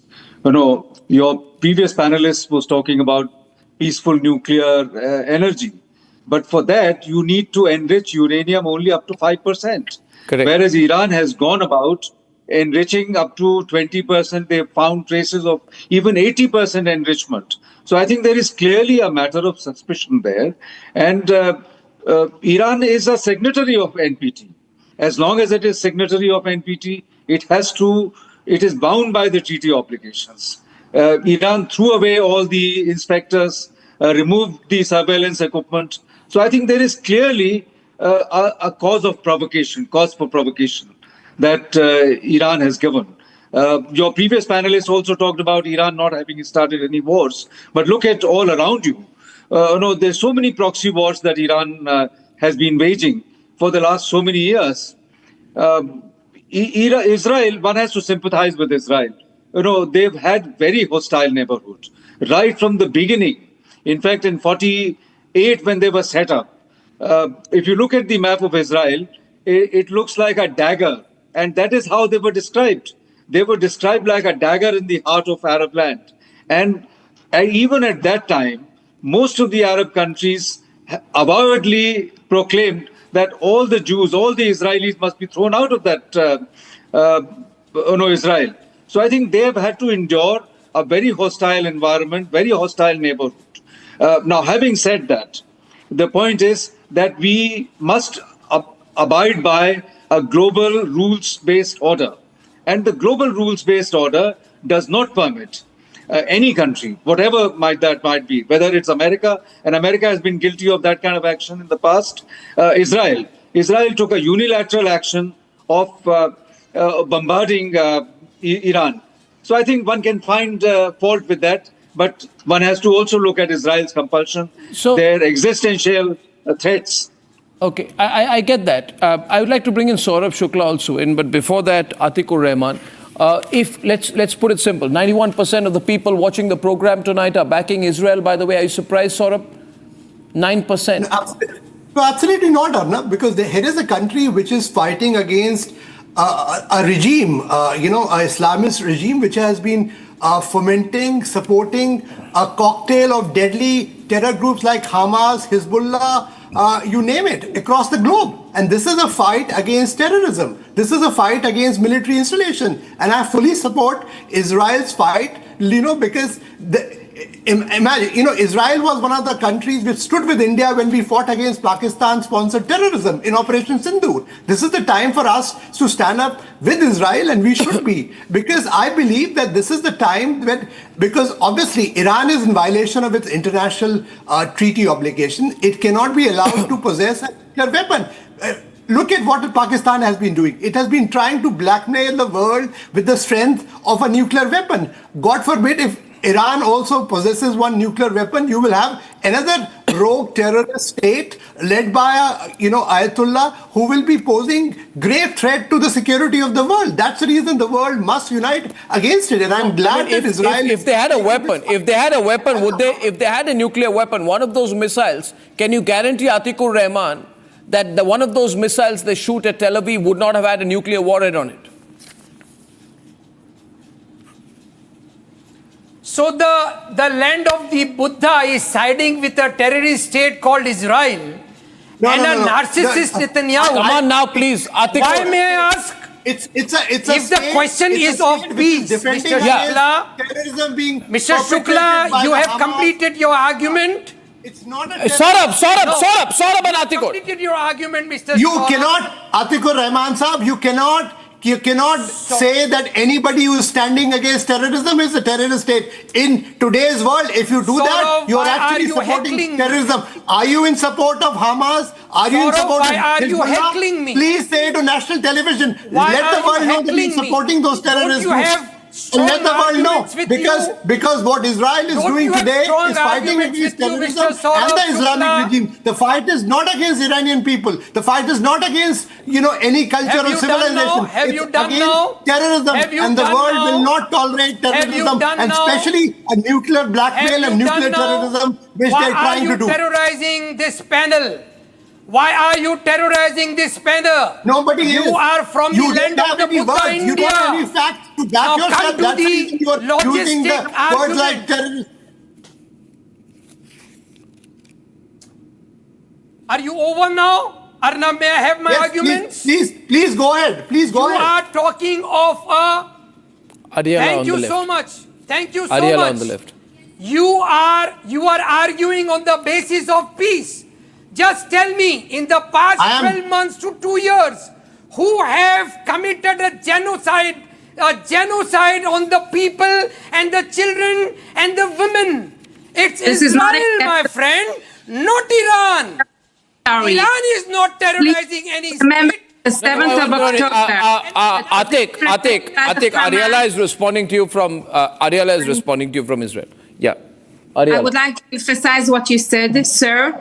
On the 7th of October, the Hamas, with a proxy of Iran, invaded Israel, killing thousands of Israelis. We have still 53 kept hostages in Gaza. So I'm asking you, they should release immediately our hostages, and we will end the war in Gaza. We are still giving them electricity, food, humanitarian aid. The people of Gaza, like the people of Iran, are hostages of the Islamic regime. The moment that they will not have such Islamistic regimes, the people will be free. And Israel will not have to look after the people of Gaza like we're doing now. I'm very sorry. You cannot say that my country is doing a genocide or killing children. Don't forget that Israel daily brings people from Gaza to the hospitals in Israel to get treatment. The same in Syria and in Lebanon. My country helps the world with medicine, with research. What have they done for the human world? What Israel is doing today in Iran is actually the job. No, I ask a basic question here, and I want to get an Adam also on this. One minute. Atik, don't freak out. One minute. 15 seconds, Arnab. Atik, not 15 seconds. I'll take 5 seconds. If Iran has a nuclear weapon, what is the guarantee they will not give the nuclear weapon to the Hamas? They will not give the nuclear weapon to the Hezbollah or the Houthi? Because the Hezbollah fired dozens of rockets on Israeli positions in the Golan Heights. Okay? The Houthi launched multiple drone attacks on Israel. They are all part of Iran's axis of resistance. Can you absolutely be sure, you or Anas, that if Iran has a nuclear weapon, it will not use its proxies to fire nuclear weapons or nuclear armed missiles on Israelis? Can any of you take a guarantee? Anas, you can take a guarantee? Then tell Adam, I can take a guarantee we won't do that. No. If you can, you take a guarantee. Yes or no? It's yes or no. So it's very are easy. comfortable, Can you Arnab? guarantee Adam, that if you had a nuclear weapon, you would not use it against Israel? Yes or no? You don't need to scream. You don't need to yell. I understand that you're all under a lot of pressure, and if you say the wrong thing, your government is going to hang you like they do gays and women. But it's very easy. It's very easy. if you have a nuclear weapon, are you going to use it? Now, yes or no? If you have a nuclear weapon, are you going to use it on Israel? If US and like if Iran, my question is, Anes, answer that. If Iran has a nuclear weapon, will it or will it not use it on Israel? I want to ask a simple question from my Israeli friends. Do they give a guarantee that they are not going to use their nuclear bomb against Arabs? Yes. Yes. Have they used it so far? Yes. They can, we give they you have. that guarantee. We completely give you that guarantee because we've had them since 1967 and we've never used them. They have a nuclear weapon for over 50 years, If 57 years, and they've not used If a rogue nation like Israel can give the guarantee... Hold on, I answered That's the that. point. You can't give a guarantee, but they have. Yes. Unequivocally, we will never use our nuclear weapons in that way. Yes, 100%. We will not fire a nuclear weapon on Iran. We will not fire a nuclear weapon on Iran. We will not drop a nuclear weapon in Egypt or Jordan or Saudi Arabia or Syria or Lebanon or Turkey. I guarantee that. So, first stage is that you should announce, your Prime Minister should announce that Israel is a nuclear power country, so that everybody knows that. We joked about it. It's been publicly made. So, see, you're trying to get me, but you can't because you're surprised. I understand the pressure that you guys are under. You're gonna get killed if you say the wrong thing. I get it. You don't know what to say. It's very hard. I understand. I've lived in China. I understand what it is to be under an authoritarian dictatorial regime. And then only the international institutions will decide whether you will violate or not. Want the world to be. But come on. If you have a nuclear weapon, are you going to use it against us? Yes or no? Now, you can't answer that. So let's just go down the line. You guys are irrational actors, which means that the only thing that we can expect from irrational actors is irrational behavior, which is why this strike has happened. And it's why the entire Islamic Republic will crumble in the next month. I'm sorry. For negotiations.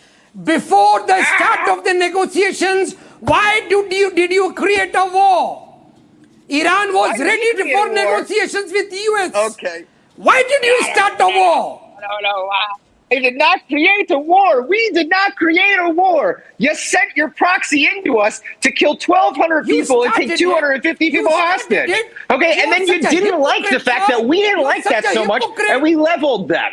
Okay, if we were going to drop a nuclear Iran weapon, would have said that we are not ready for negotiations, we could have understood. Can you speak like a gentleman? For negotiations with the US. Can you speak? You have interfered like with the a negotiation gentleman part. and not scream and answer the questions that you're asked. All you're doing is raising your voice, screaming and yelling. Okay, please be civil. We're on live television. These are very simple questions. Very simple. Without any screams, very simple. Without any screams, you answer my simple question that You're did screaming. Iran refuse for negotiations, sir? Did Iran refuse for negotiations? Did Iran refuse negotiations? Well, no, you accepted negotiations and then broke the agreements of those negotiations, and there's been proof of that. So you don't actually negotiate in good faith. So you don't have an answer. If I negotiate to not build a nuclear the Pakistanis are now saying Iranian officials have been quoted as saying, Iranian officials have been quoted as saying that if Iran were to use its nuclear weapon, Israel were to use its nuclear weapons against Iran, then Pakistan will nuke Israel on Iran's behalf. I mean, what is going on here? Which side are you on? Are you on Pakistan's side, Atik? Are you supporting Pakistan? Where does Pakistan come into this? Pakistan. So you are comfortable with... I am not comfortable with the Hamas. I am not comfortable with the Hamas as an Iranian proxy killing thousands of Israelis, period. Neither should you be. You are comfortable with... Iran started this. You know that Iran started this. Iran started this. What was Iran's position on the October 7th attacks? And Iran does not have one. Pakistan have one. What do you mean Iran doesn't have one? Given Pakistan nukes, US. The Hamas is an Iranian proxy. The whole world knows that. Wait, hold on. Can we just bring somebody on that knows what they're speaking about? would that be possible? Because Anas on the right. Expert. I'm just wondering. I'm more than happy to give my time, but I would like to use it wisely and not waste it arguing with this. No, the point this is Anas. The point is Anas out here. See, Anas, you yourself began by saying that Iran wants a deal. You're being very brave about it, but you know that Iran is being pounded, right? And Iran wants a deal right now. And I can inform you here that Trump is very smart, because at the G7, what Trump has done is he said that I want China in the G7. Russia should never have been put out of the G8. He's got closer to China. China gives Iran money, so the Americans and Chinese will do a back deal, and Iran will be left in the cold. This is a pressure tactic. Eventually, may I ask you, Anas, who's going to be on Iran's side? Look, as I said, that Iranian regime, both Iranian government and the supreme leader, both are on same card, and they want a peace deal. Sort of. Any kind of deal, especially so the they want moderate government. They would like to have any kind of deal. And Iran is at the weakest point as of now from every point of view. So they would like to have any kind of deal. And I think that they trusted Trump administration and Trump negotiators. And in return, Netanyahu simply disrupted and destroyed the entire negotiation process. And the Israeli guest was saying that they had enriched the uranium. I think that the main reason is that Iranians have been threatened by Israelis again and again, and they just tried to eliminate Iranian nation. But you are a signatory to NPT, sir. Iran is a signatory to NPT. It's violating its international norms that it signed on. That's one. Secondly, would you say, you spoke about your supreme leader, would you today condemn on national television that and say it out loud that Iran will stop supporting any terror group like Hamas, Hezbollah, Houthis? You should say it out. You should have the courage today to say. Look, why are you so happy about nuclear bomb? What makes you so assured that Israeli nuclear bomb is good and Iranian nuclear bomb is bad? I'm not saying Israeli nuclear bomb is good. I'm talking about the fact that the Israelis have never used it or used it as a threat, have they? Adam, please. Iran has never used. But then you've never made an admission that what you are pushing for is a nuclear bomb. You might as well. You say, Adam, that Israel has threatened Iran, for years, right? I'm just wondering, should we just go through the Ayatollah's X account and list the amount of threats that have been made to Jews around the world and to Israel? Never once have you ever heard Benjamin Netanyahu or even the most far-right leaning person in the Israeli political spectrum ever make an outright threat to Iran unless it is in defensive posturing. We have said since the beginning of this century, let's say 5 years into the century, so the last 20 years, we have said, if you get to a certain point where there is an existential threat and you are developing a nuclear bomb and we have proof of a certain breakout time, we will attack you preemptively. Just like Syria, just like Iraq. We're not doing anything that we have not said that we would do. So let's be honest. If we're going to use nuclear weapons, we'll say we're going to use nuclear weapons. I'm not finished. So there's no point of us yelling over each other. I'm not finished. So there's no point of yelling over each other. Number two, you held Holocaust denial conferences. You've had the Ayatollah constantly talk about wiping the Zionist entity off the face of the earth, and the destruction of Zionism and the colonial experiment that has failed, even though it is the most successful country in the Middle East. And on top of that, you have targeted Jews in Cyprus that are not Israelis, and you have targeted and killed Jews in Buenos Aires that are not Israelis. So stop trying to Jew wash away, the anti-Semitic rhetoric that has nothing to do with just Israel. It has to do with the apocalyptic eschatology of a regime that is a Shiite empowerment movement that has done nothing but threaten the stability of the entire region around us and has kept Iran from becoming the now I am out of time, viewers. I'm out of time. I want to end once again. Now, people are saying it's not a good thing. I also think attacking broadcasters is not a good thing, even if it's a state broadcaster. But that's the visual of the day. Full frame, please. We'll end with that visual. And we have a statement before that the Iranian embassy in India has put out today. And they are saying that everyone should condemn everyone should condemn this attack on the media. I leave it to you to judge which side you want to be on this. But the Iranian embassy says this attack on the media is terrible and everyone should condemn it. Here is a visual of, and we'll play it with the audio, of the Iranian state broadcaster in the middle of a live telecast bombed by the Israelis. Good night and goodbye. ملاحظه کردید قرار دادن وسیله نقلیه همچنین موضوعات مختلف. خیلی متشکر از اینکه با ما همراه هستید. آنچه که ملاحظه می‌کنید تجاوز رژیم صهیونیستی به خاک جمهوری اسلامی ایران و منطقه صدا و سیماست. آنچه که ملاحظه کردید تجاوز آشکار رژیم صهیونیستی به صدا و سیمای جمهوری اسلامی ایران است. معاونت سیاسی صدا و سیمای جمهوری اسلامی ایران هدف حمله متجاوز قرار گرفت. الله اکبر، الله اکبر، الله اکبر. مردم شریف ایران آگاه باشید. آنچه که دیدید، صدایی که شنیدید، صدای متجاوز به خاک وطن، صدای متجاوز به صدای حق و حقیقت است.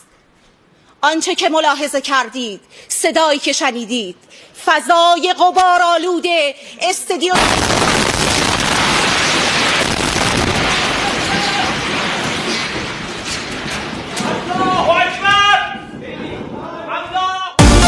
Time for a quick breather. Arnab will be right back with the debate. Powered by Century Ply Club Prime. Raho befikar. Amity has been ranked India's #1 not-for-profit private university for 11th year, with top 10 ranked institutions in management, engineering, biotech, law, masscom, telecom, hospitality, fashion and more. Yet another top ranking for Amity University. पैसा लगाना है तो century ply club prime पे लगाओ, डूबेगा नहीं, जलेगा भी नहीं, कोई खा नहीं जाएगा, धोखा नहीं देगा, ऊपर नीचे भी नहीं होगा, सेफ रहेगा, सिक्योर्ड मिनिमम 30 साल का रिटर्न देगा। अब इससे बेटर इन्वेस्टमेंट है तो बताओ। सेंचुरी प्लाई क्लब प्राइम, रहो बेफिक्र। Where the software engineer meets the gifted content writer to create the big dream. The world comes together at Sharda University. आधे बाउल दही में 4 चम्मच MDH चटनी पुदीना मसाला डाला, स्टर करो, पुदीना चटनी तैयार। MDH चटनी पुदीना मसाला। Hi, this is Chef Ranveer Brar. Guarantee you brilliance on behalf of IIHM. दादी के हाथों का जादू और खुशबू से महकता घर, माँ की मुस्कुराहट और खाने की सुगंध। MDH गरम मसाला, क्योंकि हर रिश्ता है स्वाद से जुड़ा। 15 साल हो गया उनको वहाँ पे, 10-15 साल से। और इंडिया में कब से आए थे? इंडिया यहाँ पे उनके मम्मी का हार्ट हो गया था बोल के उनको मिलने आए थे। तो 6 दिन में रिटर्न था उनका जाने का।